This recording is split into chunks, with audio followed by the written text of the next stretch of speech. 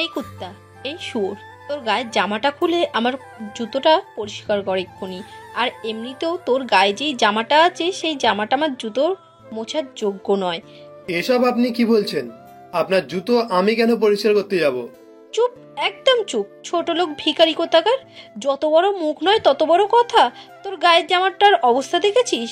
আমার বাড়ির কাজের লোকেদের তোর চেয়ে ভালো ভালো পোশাক আছে।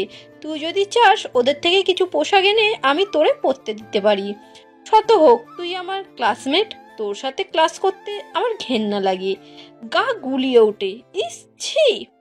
বলেই আমার পথ আটকে দাঁড়ায় কবিতা ও তার বান্ধবীরা। সবে আমি ক্লাস থেকে বের হয়ে বাড়ির দিকে যাচ্ছিলাম, ভরা ক্যাম্পাসে কবিতার কথা শুনে থমকে দাঁড়ালাম। নিজের দিকে তাকিয়ে দেখলাম আমার জামাটা অনেকখানি ছেঁড়া। আসলে তাড়াতাড়ি করে বেঞ্চ থেকে বের হওয়ার সময় একটা পেরেকে আটকে গিয়েই জামাটা ছিঁড়ে গেছে। আমি হাত দিয়ে ছেঁড়া অংশটা আড়াল করার চেষ্টা করতে করতে ওদের পাশ কাটিয়ে যাওয়ার চেষ্টা করলাম। তখনই কবিতার আরেকটা বান্ধবী ববিতা আমার হাত টেনে ধরে বলে, ওই জাত ভিখারি, তোকে কবিতা দাঁড়াতে বললো না? ওর কথা না শুনে কোথায় যাচ্ছিস? তোর মতো ভিখারির আসপর্ধ তো কম নাই। নিজেকে কি মনে করিস, হিরো? শালা বস্তির ভিখারি কোথাকারে। আমার পথ ছাড়ুন আপনারা, আমি বাড়িতে যাব। আমার জন্য সবাই চিন্তা করছে। ওলে বাবালে, মায়ের আঁচলের তলায় লুকিয়ে থাকা ছোট্ট বাবুটা আমার। মা তোমার জন্য খুব চিন্তা করছে, তাই না? তা এখন বাড়িতে গিয়ে কি করবে? এই শার্টটা সেলাই করে দিতে বলবে বুঝি? কি অভদ্র ভিখারির বাচ্চা, তোর কথা কানে যাচ্ছে না? তোর গায়ের জামাটা খুলে তাড়াতাড়ি আমার জুতোটা পরিষ্কার করে দে। তোর শার্টটা এমনিতেও অনেকখানি ছিঁড়ে গেছে, তার উপর রংচটা হয়ে গেছে। এইসব জামা কাপড় ঘরে মুছতেই ব্যবহার করা হয়, আর তুই ওই জামাটা পরেই বা কি করবি? তার থেকে ভালো এই কবিতা, এই রূপা সবাই ওর জামাটা টেনে ছিঁড়ে দে। কবিতা সবাইকে উদ্দেশ্য করে কথাটা বলতেই সবাই আমার দিকে এগিয়ে এসে আমার ছেঁড়া জামাটা টেনে অনেকখানি ছিঁড়ে ফেললো।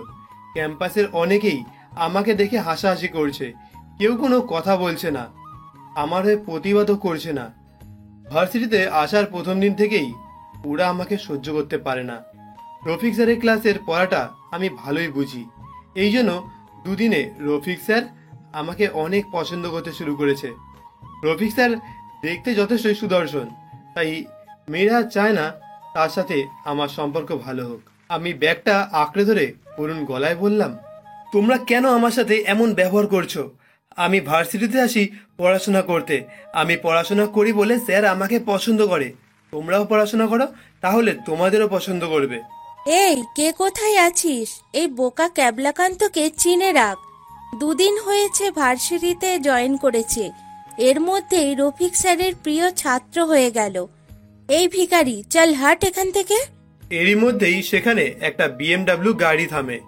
গাড়ির কাজ খুলতেই আমি দেখতে পাই আমার পরিচিত শুভ চৌধুরী। শুভ চৌধুরীর ড্রাইভার গাড়ি থেকে বের হয়ে কবিতার কাছে গিয়ে বলে, ম্যাডাম, স্যার গাড়িতে অপেক্ষা করছেন, আপনাকে বাড়িতে নিয়ে যেতে স্যার এসেছে, আসুন। বাবা চলে এসেছো? আমি আর এখানে থাকতে পারবো না, আমি আসছি, কেমন? বলেই কবিতা মেয়েটি যাওয়ার আগে আমার চুল ধরে একটা টান দিয়ে গেল। ব্যথা পেল, আমি আর্তনাদ না করে পিছনে সরে গেলাম। শুভ চৌধুরী গাড়ির ভিতর থেকে আমার দিকে তাকিয়ে আছে। শুভ চৌধুরী ও কবিতা কিছুক্ষণ একত্রে কথা বলে, যা আমি দূর থেকে শুনতে পারলাম না। তারপরেই শুভ চৌধুরী আমার কাছে ছুটে এসে সবাইকে উদ্দেশ্য করে বলে, কি হচ্ছে এখানে এসব?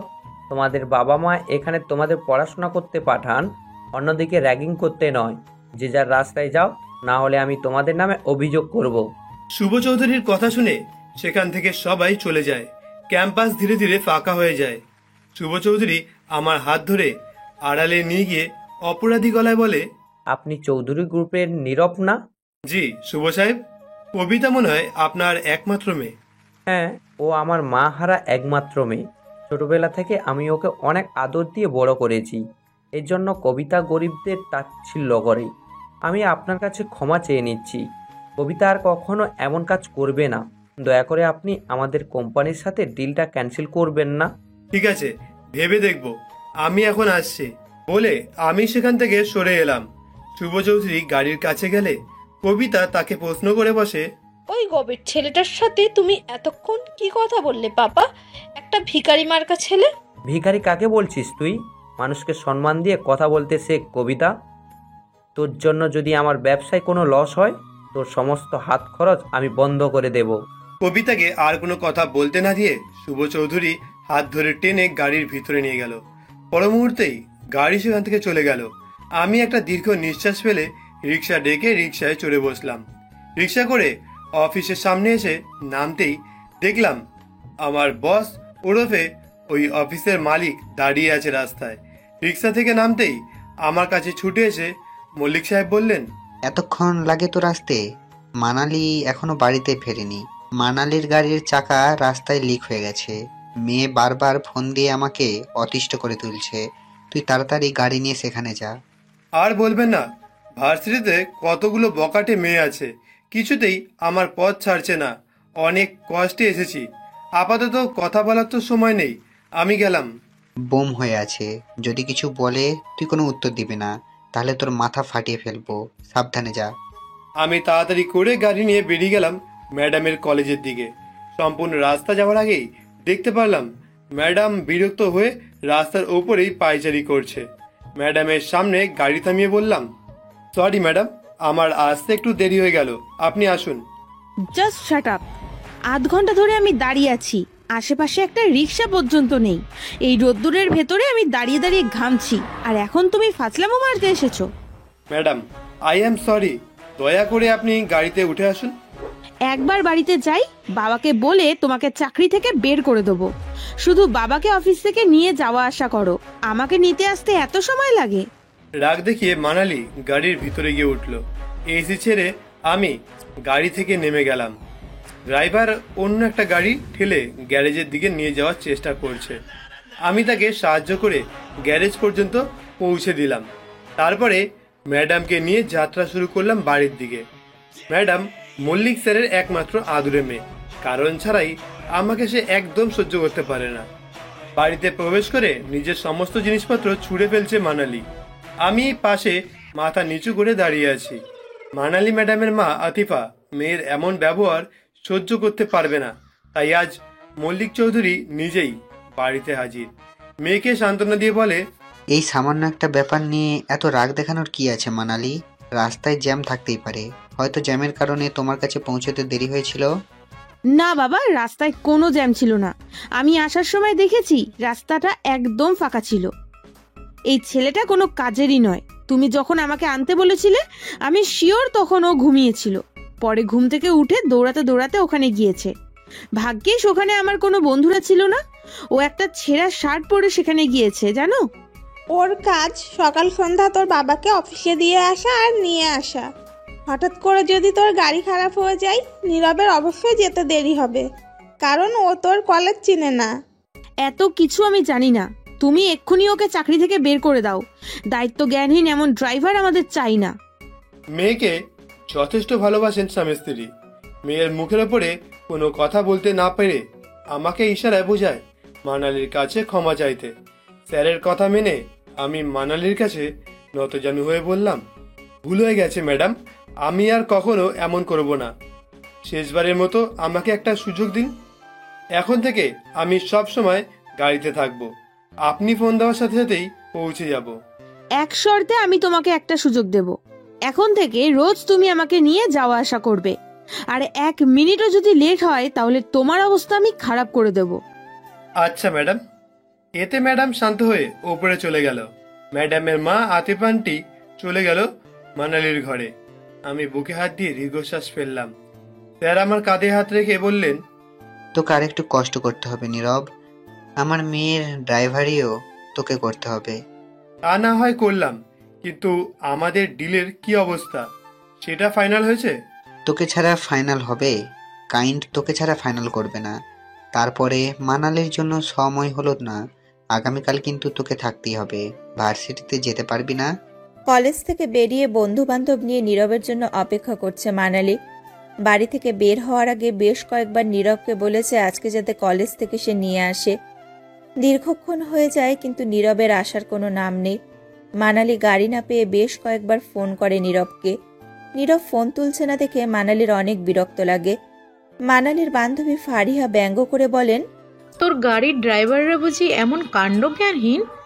এখনো বাড়িতে রেখে দিয়েছিস কেন? চাকরি থেকে বিদায় করে? আমাদের গাড়ির ড্রাইভার 1 মিনিট লেট করে এসেছে, এজন্য বাবা ওকে সাথে সাথে চাকরি থেকে বের করে দিয়েছে। আমি প্রতিদিন লক্ষ্য করছি তুই এমন অপেক্ষা করিস ড্রাইভারের জন্য। ড্রাইভারকে বের করে দে, আর না হলে এমন একটা শিক্ষা দে যাতে কখনো 1 সেকেন্ডও দেরি না করে। ফারিয়ার গাড়ি এসে যাওয়াতে ফারিয়া মানালির থেকে বিদায় নিয়ে বাড়িতে চলে যায়। মানালির অ্যালার্জিজনিত সমস্যা আছে। দীর্ঘক্ষণ রোদে দাঁড়িয়ে থাকলে ওর অ্যালার্জির সমস্যা শুরু হয়। হাত পা চুলকাতে শুরু করেছে মানালির। পাশ দিয়ে তখন একটা রিক্সা দেখলে রিক্সা থামিয়ে উঠে বসে। বাড়িতে না পৌঁছে মানালি চলে যায় বাবার অফিসে। অফিসে গিয়ে মানালি এক স্টাফকে জিজ্ঞাসা করেন, গাড়ির ড্রাইভার নীরব কোথায় বলতে পারেন? ড্রাইভার নীরব নামের কাউকে খুঁজে পাওয়া গেল না। বাধ্য হয়ে মানালি চলে গেল মল্লিক চৌধুরীর কেবিনে। সেখানে গিয়ে মল্লিক চৌধুরীকে পাওয়া গেল না। কেবিনে বসে অ্যাসিস্ট্যান্ট কাজ করছিল। মানালি তার কাছে জানতে চায় মল্লিক চৌধুরীর খবর। বাবা কোথায় চাচা? তিনি জরুরি মিটিংয়ে আছেন। ছোট ম্যাডাম, আপনি একটু অপেক্ষা করুন, 10 মিনিটের মধ্যেই তিনি চলে আসবেন। মানালি অ্যাসিস্ট্যান্টের প্রথম কথাটা শুনে ধাবিত হলো মিটিং রুমে। বাইরে দাঁড়িয়ে শুনতে পেলাম নীরবের গলা। দরজা দিয়ে উকি দিয়ে দেখতে পেল বোর্ডের মাধ্যমে ক্লায়েন্টদের কিছু একটা বুঝিয়ে দিচ্ছে। বোঝানো শেষে ক্লায়েন্টের উদ্দেশ্য করে নীরব বলে, Hope you understand our next project. The project is more likely to be successful on the occasion of Puja. Are you interested in investing in your project? Project and presentation are good. We think we can earn a good amount if we invest in this case.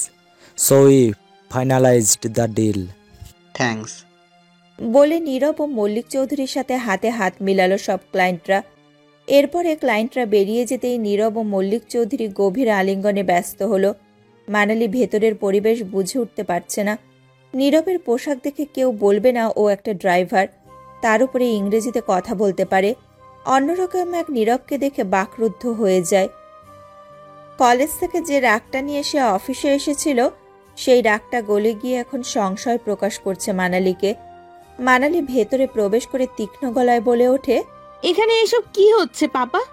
আমি 1 ঘন্টা ধরে phone করছি, তোমরা কেউ receive করছো না, কিন্তু এই ড্রাইভারটাকে জেন্টলম্যান সাজিয়ে ডিল ফাইনাল করছো। মানালিকে দেখে ভয় পেয়ে গেলাম আমি। মল্লিক স্যারের দিকে ভয়ার্ত দৃষ্টিতে তাকিয়ে আগ বাড়িয়ে বললাম, আসলে ডিলটা ফাইনাল করার জন্য স্যার আমাকে এমন সাজিয়েছে। সরি ম্যাডাম, স্যারের জন্য আমি আপনাকে আনতে যেতে পারিনি। তোমার মতন মূর্খ একটা ছেলের ইংলিশ উচ্চারণ করতে 1 দিন লাগবে, সেখানে অনায়াসে গড়গড় করে ইংলিশ বলে ফেললে এত তাড়াতাড়ি সেন্টেন্স আমিও সাজাতে পারি না। তাই আমাকে মিথ্যে বোঝানোর একদম চেষ্টা করবে না। আমরা কেন তোকে মিথ্যা বলবো মানালি? চল, আজকে তোকে রেস্টুরেন্টে নিয়ে তোর ফেভারিট খাবার খাওয়াবো। তুমি সত্যিটা আড়াল করার চেষ্টা করছো পাপা। আমি এই অফিসে ঢোকার পরে নীরবের কথা জিজ্ঞাসা করেছি, কেউ নীরবের কথা বলতে পারেনি। তোমার অ্যাসিস্ট্যান্ট বলছে স্যার মিটিংয়ে। ড্রাইভারকে একজন এমপ্লয়ি কখনোই স্যার বলে সম্বোধন করবে না নিশ্চয়ই।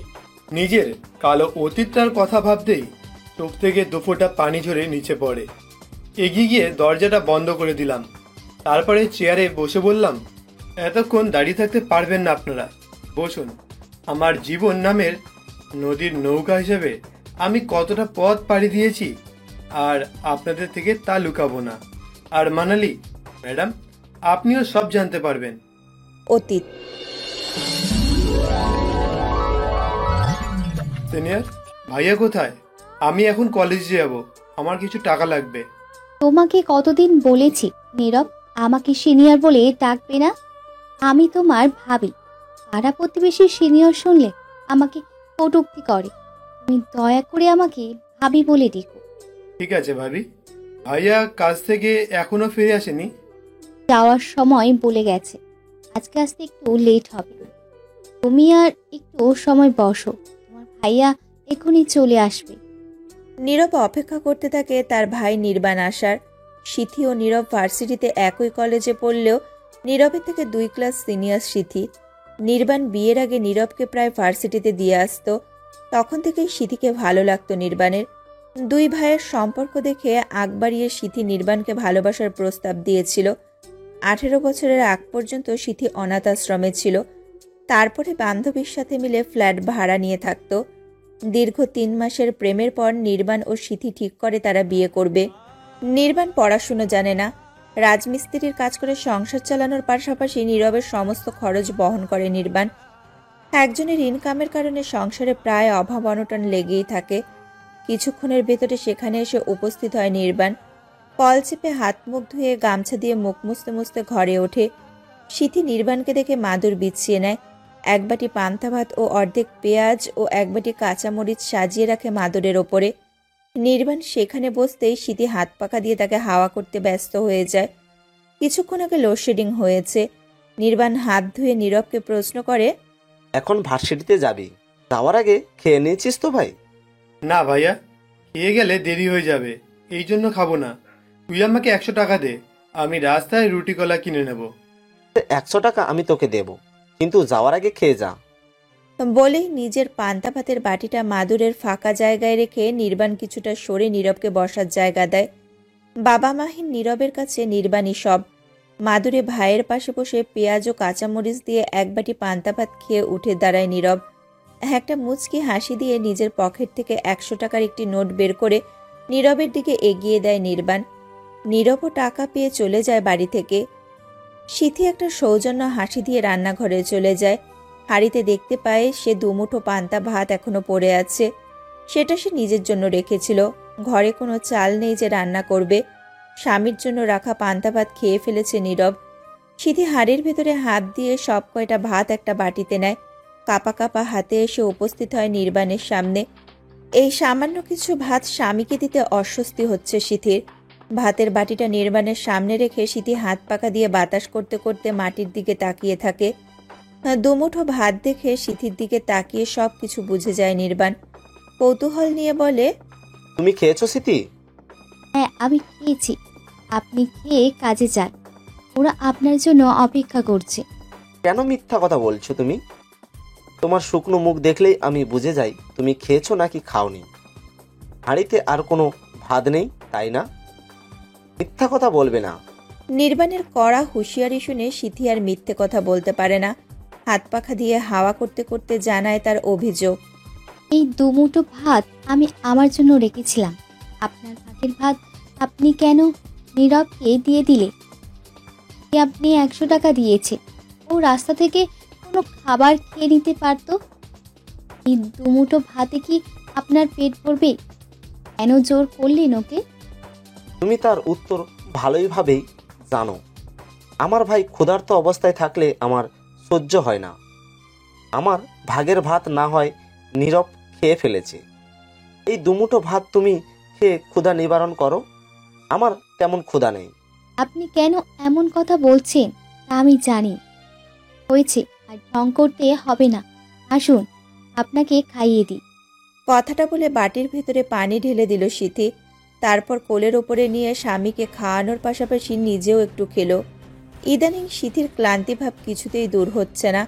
সব সময় একটা ক্লান্তির ছোঁয়া তার আশেপাশে ঘোরে। স্বামীর অল্প আয়ের উপার্জন বলে ভালো একটা ডাক্তার দেখাতে পারছে না। মাথায় পানি দিয়ে রান্নার জন্য তরকারি কাটছিল। মাটির উনুন বলে মাঝে মাঝে ছোট ছোট লাকড়ি চুলার ভেতরে দিচ্ছিল। হঠাৎই আগুন অনেক ওপরে উঠে এসেছে। এক পর্যায়ে আগুন লাগে সিথির আঁচলে। এমনিতেই প্রচণ্ড অসুস্থ অনুভব করছে সিথি। আগুন দেখে তার অসুস্থের মাত্রা আরও বেড়ে যায়। এক দৃষ্টিতে আগুনের দিকে তাকিয়ে থেকে তার নিঃশ্বাস বন্ধ হয়ে আসে। তরকারি কাটা বন্ধ করে মাটিতে লুটিয়ে পড়ে জ্ঞান হারিয়ে ফেলে সিথি। রাত হয়ে যাওয়ার কারণে নির্বাণ কাজ থেকে বাড়িতে ফিরেছে। অন্যদিকে নীরব টিউশন শেষ করে বাড়িতে ফিরেছে। সিথির আঁচলের আগুন তখন দাউ দাউ করে জ্বলছে। বাড়ির বাইরে দাঁড়িয়ে এমন দৃশ্য দেখে নির্বাণ ও নীরব দুইজনেই সিথির দিকে ছুটে যায়। ভেতরে গিয়ে দেখে সিথি চেতনাহীন রান্নাঘরে পড়ে আছে। ছুটে গিয়ে নীরব পানি ছেড়ে সিথির আঁচলে আগুন নিভিয়ে ফেলে। অন্যদিকে নির্বাণ সিথিকে ডাকছে। ভয়ে সিথি জ্ঞান হারিয়ে ফেলেছে, এজন্য এখন ওর জ্ঞান ফিরছে না। তাই অপেক্ষা না করে নির্বাণ সিথিকে পাজা কোলে করে ঘরে নিয়ে গেল। বেশ কয়েকবার পানি দিয়ে সিথিকে ডাকার চেষ্টা করলে জ্ঞান ফেরে না। তখন বাধ্য হয়ে নির্বাণ বলে, নীরব, তাড়াতাড়ি ফার্মেসি থেকে ডাক্তার ডেকে নিয়ে আয়। তোর ভাবি মনে হয় ভয়ে জ্ঞান হারিয়ে ফেলেছে। জি ভাইয়া। বলে ফার্মেসিতে চলে যায় নীরব। কিছুক্ষণ পর ডাক্তার সমেত ফিরে আসে সেখানে। ডাক্তার দীর্ঘক্ষণ পরীক্ষা করে চিন্তিত হয়ে বলেন, এই অবস্থায় এমন একটু একটু হয়, তবে আপনারা যত্নে রাখার চেষ্টা করবেন। প্রচণ্ড অস্থিরতা থেকে জ্ঞান হারিয়ে ফেলেছে, শরীরের বিভিন্ন অংশে ক্ষত দেখতে পাচ্ছি। এই মলমটা ব্যবহার করবেন, ক্ষত শুকিয়ে যাবে। আর ভালো ভালো খাবার খাওয়াবেন, কারণ প্রতিটা গর্ভবতী মা মানে দুজন। যেহেতু মায়ের মাধ্যমে সন্তানের দেহে খাবার পৌঁছায়, তাই অবশ্যই মাকে পুষ্টিকর খাবার খেতে হবে। গর্ভবতী মা বলতে ঠিক বুঝলাম না। আপনার স্ত্রী 2 মাসের প্রেগনেন্ট, কেন আপনি জানতেন না? সিথি প্রেগনেন্ট ব্যাপারটা জানার পরে নির্বাণ ও নীরব দুইজনেই বাকরুদ্ধ হয়ে যায়। দুইজনের কেউই জানতো না যে সিথি প্রেগনেন্ট। নির্বাণ আমতা আমতা করে ডাক্তারকে উদ্দেশ্য করে বলে, না, আমি সারাদিন কাজের ভিতর ব্যস্ত থাকি। রাতে বাড়িতে ফিরে একটু একটু সময় সিথিকে দিতে পারলেও বেশি দিতে পারতাম না। ও অসুস্থতার ব্যাপারটা আমার থেকে বরাবরই লুকিয়ে রাখতো। এতক্ষণ যখন জানতেন না ঠিক আছে, এখন যখন জেনেছেন এখন থেকে যত্নে রাখবেন। তার শরীর প্রচণ্ড খারাপ, ভালো ফলমূল খাওয়াবেন। প্রেগনেন্ট অবস্থায় ওষুধপত্র না দেওয়াই ভালো, এই জন্য কোনো ওষুধ দিলাম না আজ। তবে উঠি, আবার প্রয়োজন পড়লে খবর দিবেন। চলুন, আমি আপনাকে পৌঁছে দিচ্ছি। নীরব ডাক্তারকে নিয়ে বের হতেই নির্বাণ আড়ালে নীরবের হাতে কিছু টাকা দিয়ে দিল। ডাক্তারকে কিছুটা পথ এগিয়ে দিয়ে নীরব ডাক্তারের হাতে টাকাটি দিয়ে বাড়িতে ফিরে এলো। ফিরে এসে দেখতে পায় বিছানার একপাশে বসে মাথায় হাত দিয়ে কিছু একটা গভীরভাবে ভাবছে নির্বাণ। নীরব নির্বাণের পাশে বসে চিন্তিত হয়ে জিজ্ঞেস করে, ভাবি অন্তঃসত্ত্বা, আমাদের ঘরে নতুন সদস্য আসতে চলেছে। তুই কি তাতে খুশি না ভাইয়া? খুশির চেয়ে দুঃখের পালাটাই বেশি নীরব। নতুন একজন সদস্য আসছে, ওর যত্নে কোনো কমতি করা যাবে না। আমাদের এই অভাব অনটনের সংসারে কিভাবে আমি ওই বাচ্চার দায়িত্ব নেব? চিন্তা করিস না ভাইয়া, আর 2 বছর পরে আমার পড়াশোনা শেষ হয়ে যাবে। তারপরে আমি রোজগার করব। তোমাদের দায়িত্ব তখন আমি নেব। সে আসছে, তুমি যদি এমন কথা বলো ভাবি অনেক কষ্ট পাবে। দেখা যাবে টেনশনে খাবারটাও ঠিক মতো খাবে না। পরে রক্ত স্বল্পতার কারণে ক্ষতি হয়ে গেলে তখন একটা ব্যবস্থা ঠিক হয়ে যাবে। তুই ঠিকই বলেছিস ভাই। নির্বাণ তাকিয়ে দেখল সিথি নাড়াচাড়া করছে, চোখের পাতা পিটপিট করে তাকায়। বাইরে আনন্দ হওয়ার চেষ্টা করে সিথির হাত ধরে নির্বাণ বলে, এত বড় একটা খুশির খবর তুমি আমার থেকে কিভাবে লুকাতে পারলে? ডাক্তার যখন আমাকে বলেছে আমি কত খুশি হয়েছি। আমি ভেবেছি তুমি খুশি হবে না, এজন্য ভেবেছিলাম পরে অ্যাবর্শন করে ফেলবো। এমন বাজে কথা মুখেও এনো না সিথি। এই সন্তান তোমার আমার ভালোবাসার। এমন কিছু করলে আমি কিন্তু তোমাদের নামে মামলা করব। কতদিন পরে আমাদের ঘরে নতুন অতিথি আসবে, কি আনন্দ লাগছে। ভাইয়া, ভাবির যত্ন নাও, আমি ঘরে গেলাম। বলেই নীরব ঘরে চলে গেল। সিথি নির্বাণের বুকে মাথা রেখে পরম শান্তি অনুভব করে। স্বল্প আয়ের মাধ্যমে ভরণ পোষণ চালাতে কষ্ট হচ্ছে নির্বাণের। সিথির এই অবস্থার সময় ওকে ভালো ভালো খাবার দিতে পারছে না নির্বাণ। নির্বাণের দূরসম্পর্কের এক ভাই বিদেশে থাকে, প্রবাস জীবন কাটিয়ে দেশে অনেক টাকা পাঠাতে পারে। এতে বেশ ভালোই চলে যায় তার পরিবারের। তাই নির্বাণ ঠিক করেছে সেও বিদেশে যাবে। বিদেশে যাওয়ার জন্য অনেক অর্থের প্রয়োজন। সেই অর্থ জোগাড় করার জন্য উঠে পড়ে লেগেছে। শেষমেশ চড়া সুদে টাকা ধার নিয়েছে। সেই টাকা দিয়ে পাসপোর্ট, ভিসা ও প্লেনের টিকিট কেটে ফেলেছে। বিদেশে বসে কথা বলার জন্য একটা ফোন কিনে দিয়েছে নীরবকে, পাশাপাশি বেশ কিছু জামা কাপড় কিনেছে। এরপর চলে আসে সেই দিন। নির্বাণ আজ বিদেশে চলে যাবে। নির্বাণ নিজের পোশাক গুছিয়ে রেখেছে গতকাল। আজ সকালে তার সিঙ্গাপুরের ফ্লাইট। সিথি অনবরত কেঁদে চলেছে স্বামীর বিদায়ের ক্ষণে। নির্বাণ তাকে সান্ত্বনা দিয়ে বলে, আরে বোকা মেয়ে, কাঁদছো কেন?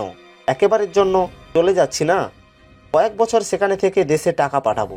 সেই টাকা দিয়ে তোমরা দেশে একটা ছোট্টখাটো ব্যবসা খুলবে, যাতে দেশে আসার পরে আমাদের আর্থিক কোনো সমস্যা না হয়। তাছাড়া আমার ভাইটা একবার সেটেল হয়ে গেলে আমার আর কোনো চিন্তা থাকবে না।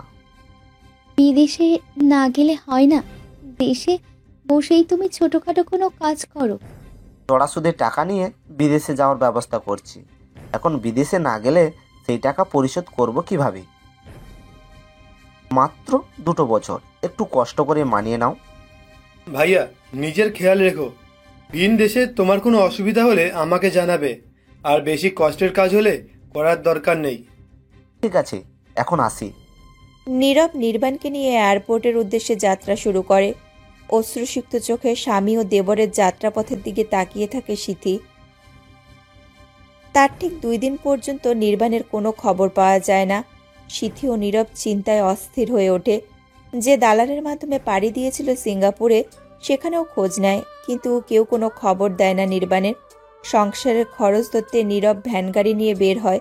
লোকেদের জিনিস এক থেকে অন্য স্থানে নিয়ে টাকা উপার্জন করতে থাকে।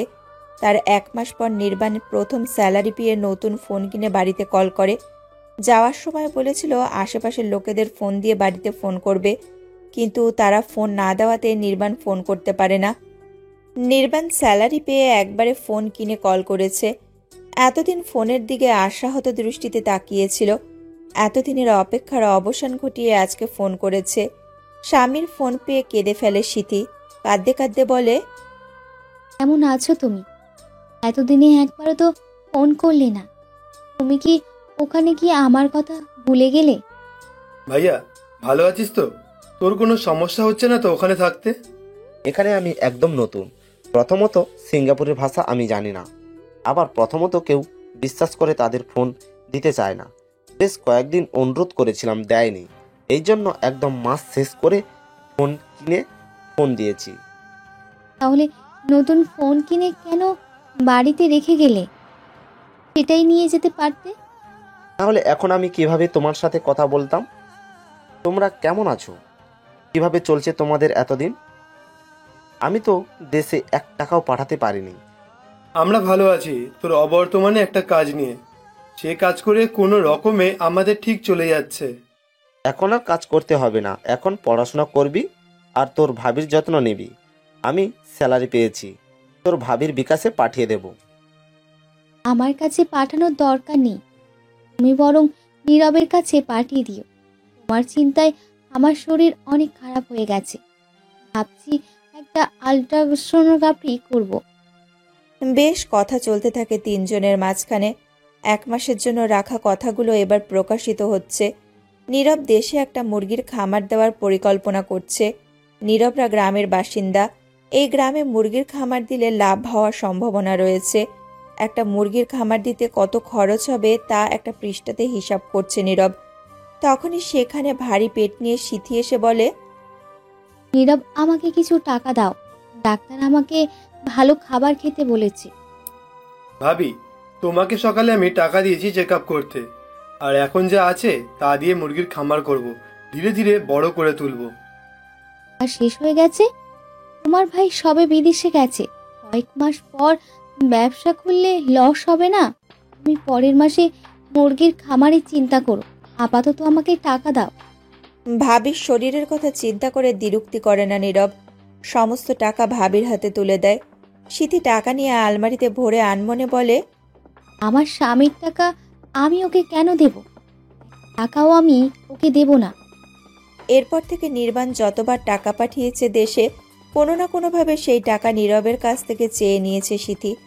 ভাইয়ের ব্যবসা দাঁড় করানোর জন্য নীরব আবার ভ্যান গাড়ি চালানো শুরু করলো। নির্বাণের টাকা দিয়ে সংসার চললেও নীরব তার টাকা দিয়ে পড়াশোনার পাশাপাশি একটু একটু টাকা সঞ্চয় করতে থাকে। নীরব ভ্যান গাড়ি চালিয়ে চাল পৌঁছে দিচ্ছিল গোডাউনে। তখন নীরবের ফোনে একাধিকবার কল আসতে থাকে। নীরব ভ্যান গাড়ি থামিয়ে ফোন নাম্বার চেক করে দেখতে পায় তার দাদা নির্বাণের নাম্বার। এখন ওর ভার্সিটিতে থাকার সময়। এই সময়ে রাস্তায় শুনলে নির্বাণ রাগ করবে, এই জন্য কল রিসিভ করা থেকে বিরত থাকে নীরব। মালামাল গোডাউনে পৌঁছে দিয়ে এক নিরিবিলি পরিবেশে গিয়ে অপেক্ষা করে কলের। আবার কল আসতেই নীরব রিসিভ করে হ্যালো উচ্চারণ করে। ওপাশ থেকে একটা অপরিচিত লোকের গলা শুনতে পায়। তিনি বলেন, হ্যালো, নির্বাণের আত্মীয় বলছেন? নির্বাণ আর বেঁচে নেই, গতকাল মারা গেছে।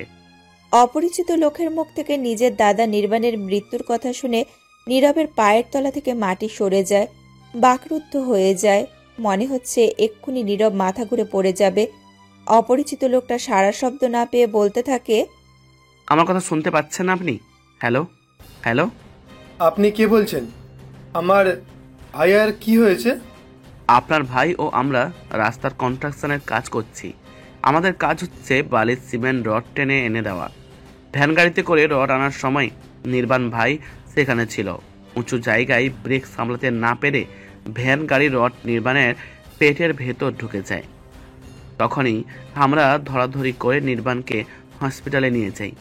সারা রাত হাসপাতালে থাকার পর কিছুক্ষণ আগে তিনি মৃত্যুবরণ করেন। মৃত্যুর আগে তার একবার জ্ঞান ফিরেছিল, তখনই আপনাকে খবরটা জানাতে বলেন এবং তিনি বারণ করে দেয় তার অন্তঃসত্ত্বা স্ত্রীকে ঘটনাটি না জানাতে। আমার ভাইয়ার লাশ দেশে আনা সম্ভব না। আমি আমার ভাইয়াকে শেষ দেখাটাও দেখতে পারবো না। এখান থেকে দেশে নিতে অনেক টাকা খরচ হবে। তিনি দেশে এসেছে মাত্র কয়েক মাস, তাই এত টাকা কোম্পানি থেকে বহন করবে না। সম্পূর্ণ আপনাদের টাকা তাকে দেশে নিতে হবে। আর দ্বিতীয়ত, ওনাকে দেশে না হলে ওনার মৃত্যুর খবর জানাজানি হয়ে যাবে। এতে তার অন্তঃসত্ত্বা স্ত্রীর ওপরে প্রভাব পড়তে পারে। তাই আমার মনে হয় ওনাকে দেশে না নেওয়াই ভালো। নীরবের কাছে হাতে গোনা 10,000 টাকা হয়তো আছে। এই সামান্য টাকা দিয়ে কখনোই নির্বাণের মৃতদেহ দেশে আনা যাবে না। নীরব ঘটনাটি কিভাবে সামলাবে বুঝে উঠতে পারছে না। তবুও ভাইকে শেষবার দেখার জন্য আশা নিয়ে বলে, শেষবারের মতো আমার ভাইয়াকে একবার দেখান না, ছোট্ট একটা ভিডিও কলের মাধ্যমে। অবশ্যই, সেটা আমরা চেষ্টা করে দেখতে পারি।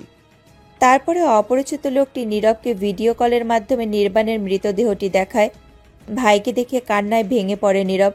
নির্বাণের পেটে ব্যান্ডেজ বাঁধা, সেখানে জমে আছে তাজা রক্ত। নীরব বেশিক্ষণ সেদিকে তাকিয়ে থাকতে পারে না। লাইন বিচ্ছিন্ন করে হাউমাউ করে কাঁদতে থাকে। দিনে আর বাড়িতে গেল না। রাতে বাড়িতে গেলে সিথি নীরবকে দেখে উদাসীন হয়ে বলে, নীরব, সারাদিন কোথায় ছিলে তুমি? তোমার ভাই কাল থেকে ফোন দিচ্ছে না। ফোন দেওয়ার কোনো উপায় নেই। তুমি কি তোমার ভাইয়ের কোনো খবর জানো? ভাইয়া অন্য একটা সাইডে কাজে গিয়েছে, সেখানে নেট প্রচণ্ড সমস্যা করে, তাই কল দিতে পারছে না। কালকে রাতে তুমি যখন ঘুমিয়ে পড়েছিলে তখন কল দিয়েছিল। সেই সাইড থেকে বের হয়ে আবার কল করবে। নীরব, তুমি সত্যি কথা বলছো তো? কেন জানি আমার মনে হচ্ছে তুমি মিথ্যে কথা বলছো। তোমার চোখে পানি কেন? তুমি কি আমার থেকে কিছু লুকাচ্ছ? ভাইয়ার কথা মনে পড়ে গেল। কতদিন আমরা একসাথে ভাত খাই না, কতদিন ভাইয়াকে জড়িয়ে ধরে ঘুমাই না, আর বোধহয় কখনো ঘুমাতেও পারবো না। কি বলছো নীরব? কেন ঘুমাতে পারবে না? ভাইয়া অনেক বছর পরে বিদেশ থেকে ফিরবে, তখন তুমি ভাইয়াকে আমার সাথে ঘুমাতে দেবে? সিথি আর কোনো কথা বলে না। লজ্জা পেয়ে সেখান থেকে চলে গেল। 2 হাত মুখে দিয়ে চাপা কান্নায় ভেঙে পড়ে নীরব। সংসারের হাল ধরতে নীরব এখন ভ্যান গাড়ি চালিয়ে যে টাকা উপার্জন করে সব টাকা দিয়ে দেয় সংসারে, পাশাপাশি নিজের পড়াশোনা চালিয়ে যাচ্ছে। এভাবে পেরিয়ে যায় মাসের পর মাস। সিথির ঘর আলো করে এসেছে এক কন্যা সন্তান। সিথির ডেলিভারির সময় অনেক টাকা লেগেছিল, তা সম্পূর্ণ বহন করেছে নীরব। ব্যস্ততার কারণে নির্বাণের কথা ভাবার সময়ও পায়নি সিথি। নীরব নির্বাণের কাছে পাঠিয়ে দিয়েছে লতার ছবি, কিন্তু নির্বাণ মৃত। আজ সিথি রান্নাঘরে গিয়ে দেখল দুধ শেষ, সুজি পর্যন্ত নেই। বেশ কয়েক মাস ধরে নীরব সিথিকে কোনো টাকা দিচ্ছে না। রাগে সিথি নীরবের অপেক্ষায় বসে থাকে। নীরব বাড়িতে আসলে রাগান্বিত গলায় তাকে প্রশ্ন করে, নীরব, তোমার ভাই মাসে মাসে যে টাকাগুলো পাঠায় সেগুলো কোথায়? আমার বাবুর মুখের দিকে তাকিয়ে তোমার ভাই বিদেশে গেছে, অথচ তার মুখে দেওয়ার মতো ঘরে কোনো দুধ সবজি নেই। টাকাগুলো কোথায় গেল? আসলে ভাই একটা ঝামেলার ভিতরে আছে, এই জন্য টাকা দিতে পারেনি। আমার সাথে একদম মিথ্যে কথা বলবে না। নির্বাণকে ফোন দাও, আমি ওর মুখ থেকে শুনতে চাই। পরিবার থেকে দূরে থেকে যদি পরিবারের মুখে খাবার তুলে না দিতে পারে, তাহলে দূরে থাকার মানে কি? বিদেশে যাওয়ার টানা 6 মাস তোমাকে ফুল টাকা দিয়েছি আমি, সেখান থেকে খরচা করলে তো পারো ভাবি। ওই টাকা আমি লতার ভবিষ্যতের জন্য রেখেছি, ওখান থেকে 1 টাকাও খরচ করতে পারবো না। নীরবের কাছ থেকে ফোন নিয়ে সিথি নির্বাণের ইমোতে কল দেয়। সেখানে নির্বাণকে অ্যাক্টিভ দেখাচ্ছে 5 মাস আগে। শেষবার একটি ভিডিও কলে কথা হয়েছিল। সিথি রেগে গিয়ে বলে, এতদিন তুমি তোমার ভাইয়ের কাছে কিভাবে কথা বলেছিলে নীরব? গত 5 মাস ধরে no SMS, no video call, no audio call. ভালোভাবে সত্যিটা বলো, না হলে কিন্তু খুব খারাপ হবে বলে দিচ্ছি। সিথি অস্থির হয়ে উঠলে নীরব আর সিথির থেকে কিছু লুকায় না। কাঁদতে কাঁদতে বলে, 5 মাস আগে একটা দুর্ঘটনায় ভাইয়া সিঙ্গাপুরে মারা গেছে। সেখানকার এক কর্মচারী আমাকে ফোন দিয়ে জানিয়েছেন ভাইয়া জ্ঞান ফেরার পরে তোমাকে বারণ করে দিয়েছে জানাতে। ভাইয়ার চিন্তায় যদি তোমার কিছু হয়ে যায় তাই। এর মধ্যে বাচ্চা মেয়েটা কেঁদে ওঠে। নীরব ছুটে গিয়ে লতাকে কোলে নিয়ে আদর করতে থাকে। উপস্থিত সিথি কি করবে ভেবে উঠতে পারছে না। দীর্ঘ বছরখানেক নির্বাণ তার কাছে নেই। স্বামীর প্রতি এক অনীহা প্রকাশ পেয়েছে তার। এখন একা লতাকে সামলাতে হিমশিম খেয়ে যাচ্ছে। সিথির কাছে যা টাকা আছে তা কিছুতেই দিতে আগ্রহী নয় নীরবকে। কিন্তু সামনে নীরবের ফাইনাল পরীক্ষা। সিথির কি হলো জানা নেই। নীরবের কোল থেকে লতাকে নিজের কোলে নিয়ে চিৎকার করে কাঁদতে থাকে।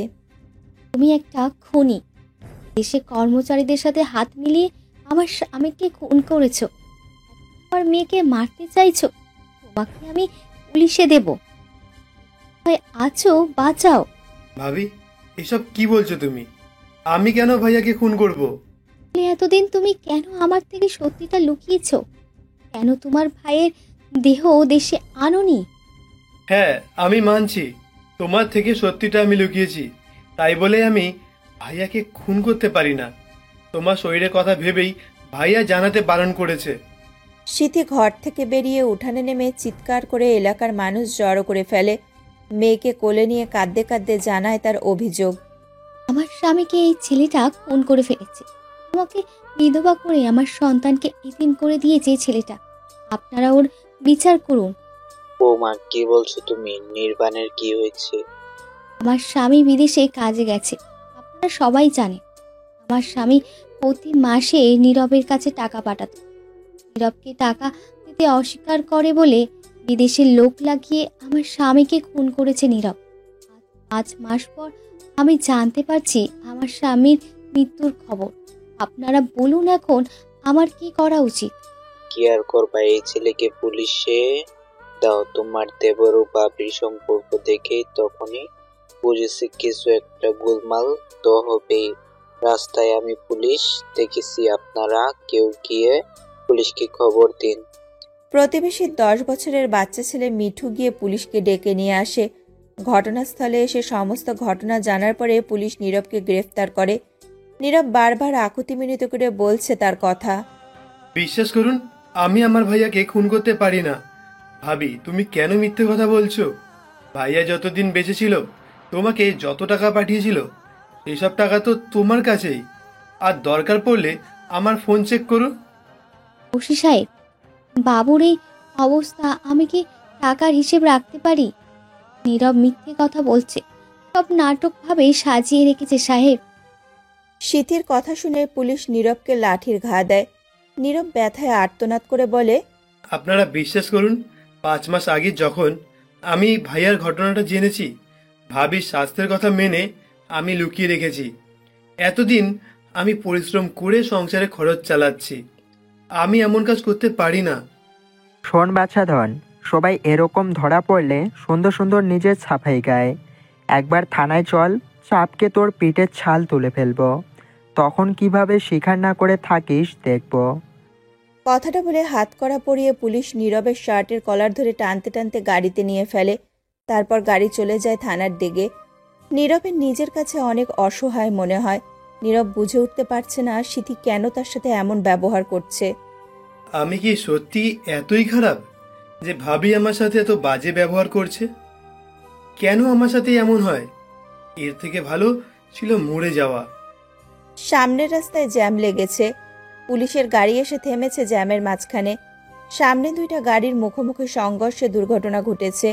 পুলিশ নীরবকে গাড়িতে রেখে ঘটনাস্থলে ছুটে গেল।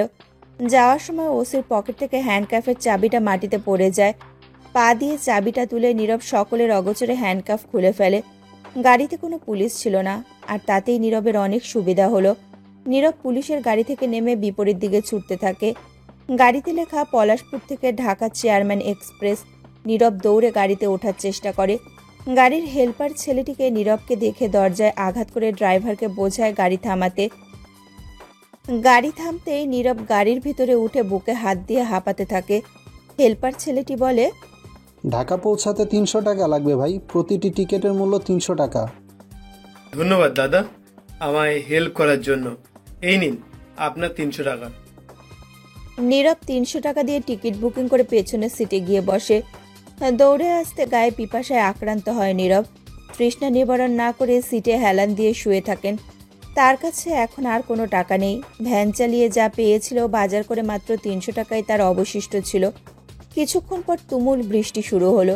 নীরব জানালার গাড়ির কাঁচ খুলে 2 হাত বাড়িয়ে দেয় বাইরে। বৃষ্টির পানিতে হাত দুটি পূর্ণ হতেই ভেতরে এনে পান করে সেই পানি। নীরব সিটে হেলান দিয়ে তার ভাইয়ের কথা ভাবছে। ভাইয়া, তুই আমাকে ছেড়ে কোথায় চলে গেলি? কেন চলে গেলি ভাইয়া?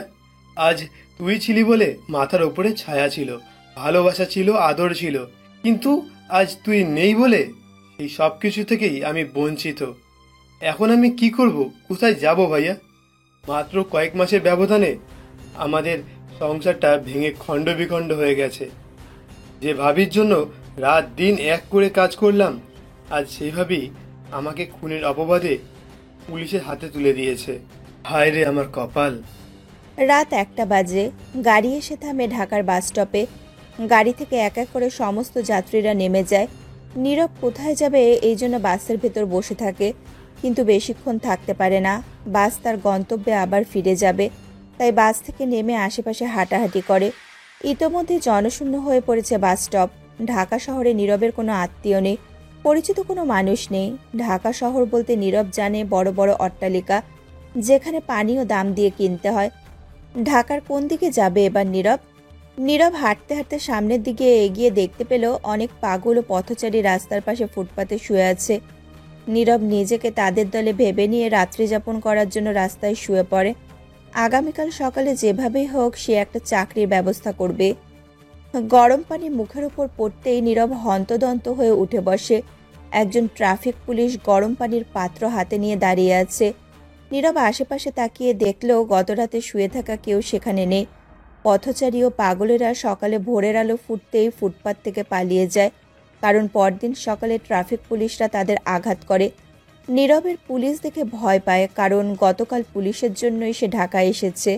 নিজের মুখ আড়াল করার চেষ্টা করতেই পুলিশ বাকি পানিগুলো নীরবের মুখের ওপরে ছুড়ে দিয়ে বলে, কোন জায়গার মহারাজ তুই? বেলা 12টা পর্যন্ত ঘুমাস? পোশাক দেখে তো মনে হচ্ছে বড়লোক। এই রাস্তার সন্ধান তোকে কে দিল? বিশ্বাস করুন, আমি কিচ্ছু করিনি। আমাকে মারবেন না। বাহ, এটা পাগল নয়, ভালো মানুষ। আজ প্রথমবার তোকে দেখলাম, তাই কিছু বললাম না। আবার যদি রাস্তায় শুয়ে থাকতে দেখি তাহলে লকআপে ঢুকিয়ে দেব। এটা সরকারি রাস্তা, পাবলিকদের চলাফেরার জন্য, তোদের থাকার জন্য নয়। এরপর দেখলে মেরে হাড়গোড় ভেঙে দেব। নীরব ভয়ে সেখান থেকে ছুটে পালিয়ে গেল। ট্রাফিক পুলিশ দোকানদারকে উদ্দেশ্য করে বলে, দেখতে তো ভালোই, একটা বাড়ি ভাড়া নিলেই পারে। তোমার এখানে আসলে কয়েকটা লাঠির বাড়ি দিবে, আর কেউ আসবে না। বলেই পুলিশ সেখান থেকে চলে গেল। নীরব বড় বড় মিলস ফ্যাক্টরির পাশে পাশে হাঁটছে আর চাকরির সন্ধান করছে। একটা কাজ হবে ভাইয়া, আমি সব কাজ করতে পারি। আমাকে কাজ দিলে আমি মন দিয়ে কাজ করব। ভাইয়া প্লিজ আমাকে একটা কাজ দিন না। না না, এখান থেকে যাও, কোনো কাজ নেই আমাদের এখানে। এখন কোনো লোক লাগবে না আমাদের, যাও এখান থেকে। কেউ ওকে চাকরি দিতে আগ্রহী নয়। সারাদিন নীরব রাস্তায় রাস্তায় চাকরি পাওয়ার আশায় ঘুরে বেড়ায়, কিন্তু কেউই ওকে কোনো চাকরি দিতে চায় না। তার মধ্যে উল্লেখযোগ্য একটা কারণ হচ্ছে নীরব অনার্স পাশ করেনি। নীরব এখন কিভাবে একটা চাকরি পাবে বুঝে উঠতে পারছে না।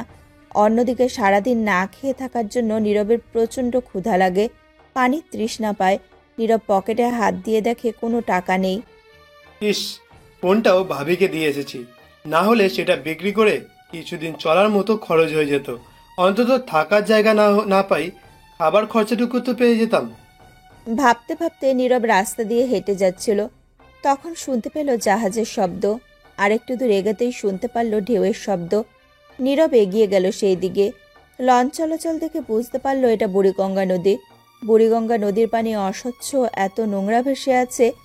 কাছ থেকে পানি দেখে নীরবের অনেক তেষ্টা পায়। নীরব এগিয়ে গিয়ে 2 হাত দিয়ে পানি তোলে। কালো পানি দেখে ওর খেতে ইচ্ছা করছে না, আবার তৃষ্ণাও থাকতে চাইছে না। এতদিন তার মাথার উপরে ছাতা হিসেবে ভাই ছিল, তার কোনো কষ্ট বুঝতে দেয়নি। দীর্ঘক্ষণ নিজের সাথে যুদ্ধ করে নীরব সেই পানি পান করল। পরক্ষণেই প্রবল কাশি উঠল। মনে হচ্ছে এই নোংরা পানিতে আমার গলায় জ্বালা করছে, বুক জ্বলছে। কেউ একটু জল দাও আমায়, জল দাও, জল। নীরব থুতু ফেলতে ফেলতে বসে পড়ে সেখানে। কাস্তে কাস্তে চোখ মুখ লাল হয়ে গেছে। বুড়িগঙ্গা নদীকে সে সরু একটি ব্রিজ, এতটাই সরু যে সেই ব্রিজ দিয়ে কোনো গাড়ি চলাচল করে না। কাস্তে কাস্তে সেই ব্রিজ দিয়ে হেঁটে যাওয়ার সময় নীরবের পা লাগলো এক পাগলের গায়ে। নীরব পড়ে যেতে গিয়েও নিজেকে সামলে দাঁড়ালো। কাস্তে কাস্তে দেখলো পাগলের মাথার কাছে পানি ও রুটি কলা। নিজের কাশি থামানোর উপায় হিসাবে নীরব পাগলের সেই পানি পান করলো। কিছুক্ষণ পর পাগল জেগে গেল। নিজের পানি নীরবকে পান করতে দেখে প্রচণ্ড রেগে ভাঙা ইট ছুঁড়ে দিল নীরবের গায়ে। মাথায় লেগে আঘাতপ্রাপ্ত হলো নীরব। পাগলটা হাঁসফাঁস করতে করতে বোতল ছিনিয়ে নিয়ে বলে, বোতল দে আমায়। এই ছোকরা, আমার বোতল ধরেছিস কেন?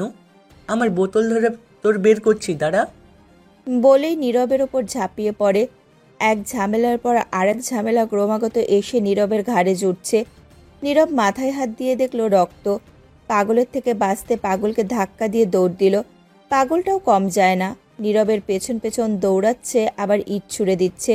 বেশ কয়েকটা ইট নীরবের গায়ে লাগলেও নীরব দৌড়ে যায়, একটা গাছের পেছনে লুকিয়ে পড়ে। পাগলটা তখন নীরবকে খুঁজে না পেয়ে অন্যদিকে খুঁজতে থাকে। নীরব ওর শরীরে হাত দিয়ে দেখতে পায় অনেক আঘাতের চিহ্ন। এখন আমি কোথায় যাব? এই শরীরের ক্ষত কিভাবে দূর করব?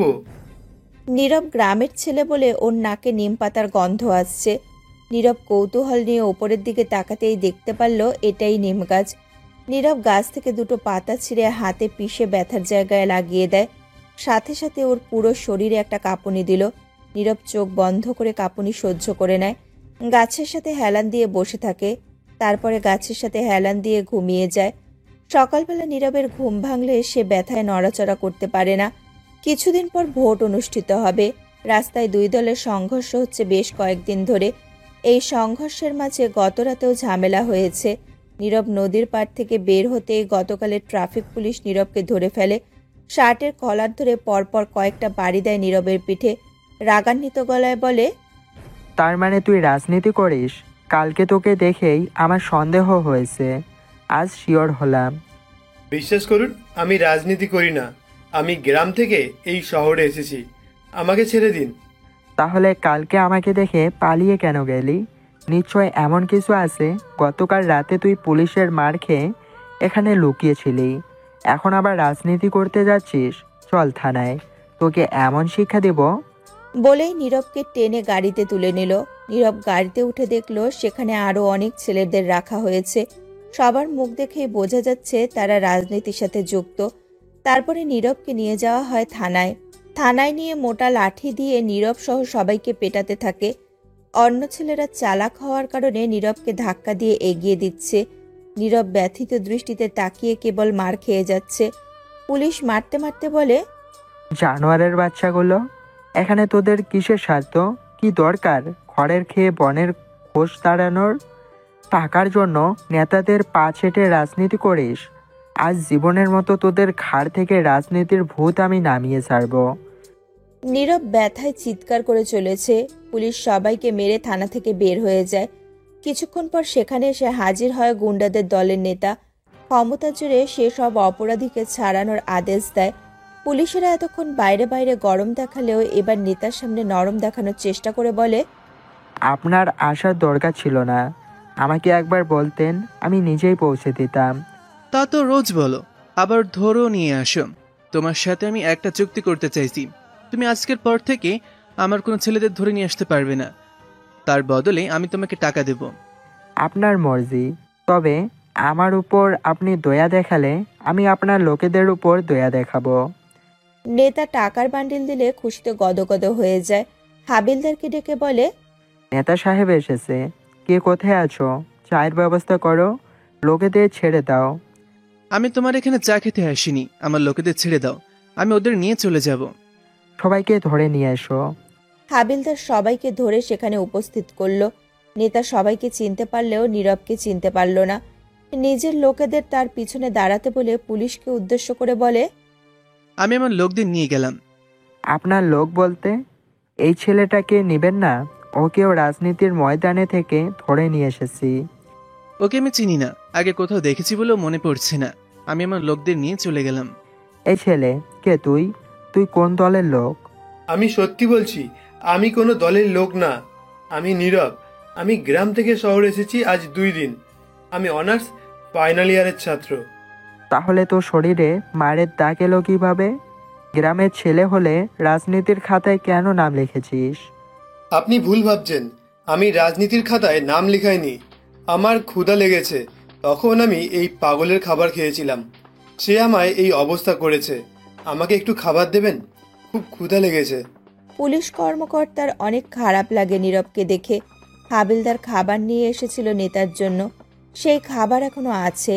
নীরবকে সেই খাবার খেতে দিলে নীরব শব্দ তুলে খেতে থাকে, যা দেখে হাসে পুলিশ কর্মকর্তা। নীরবের আচরণ দেখে সহজ সরল গ্রাম্য যুবক লাগছে, একে দিয়ে এই বাড়ির কাজ করাবে সে।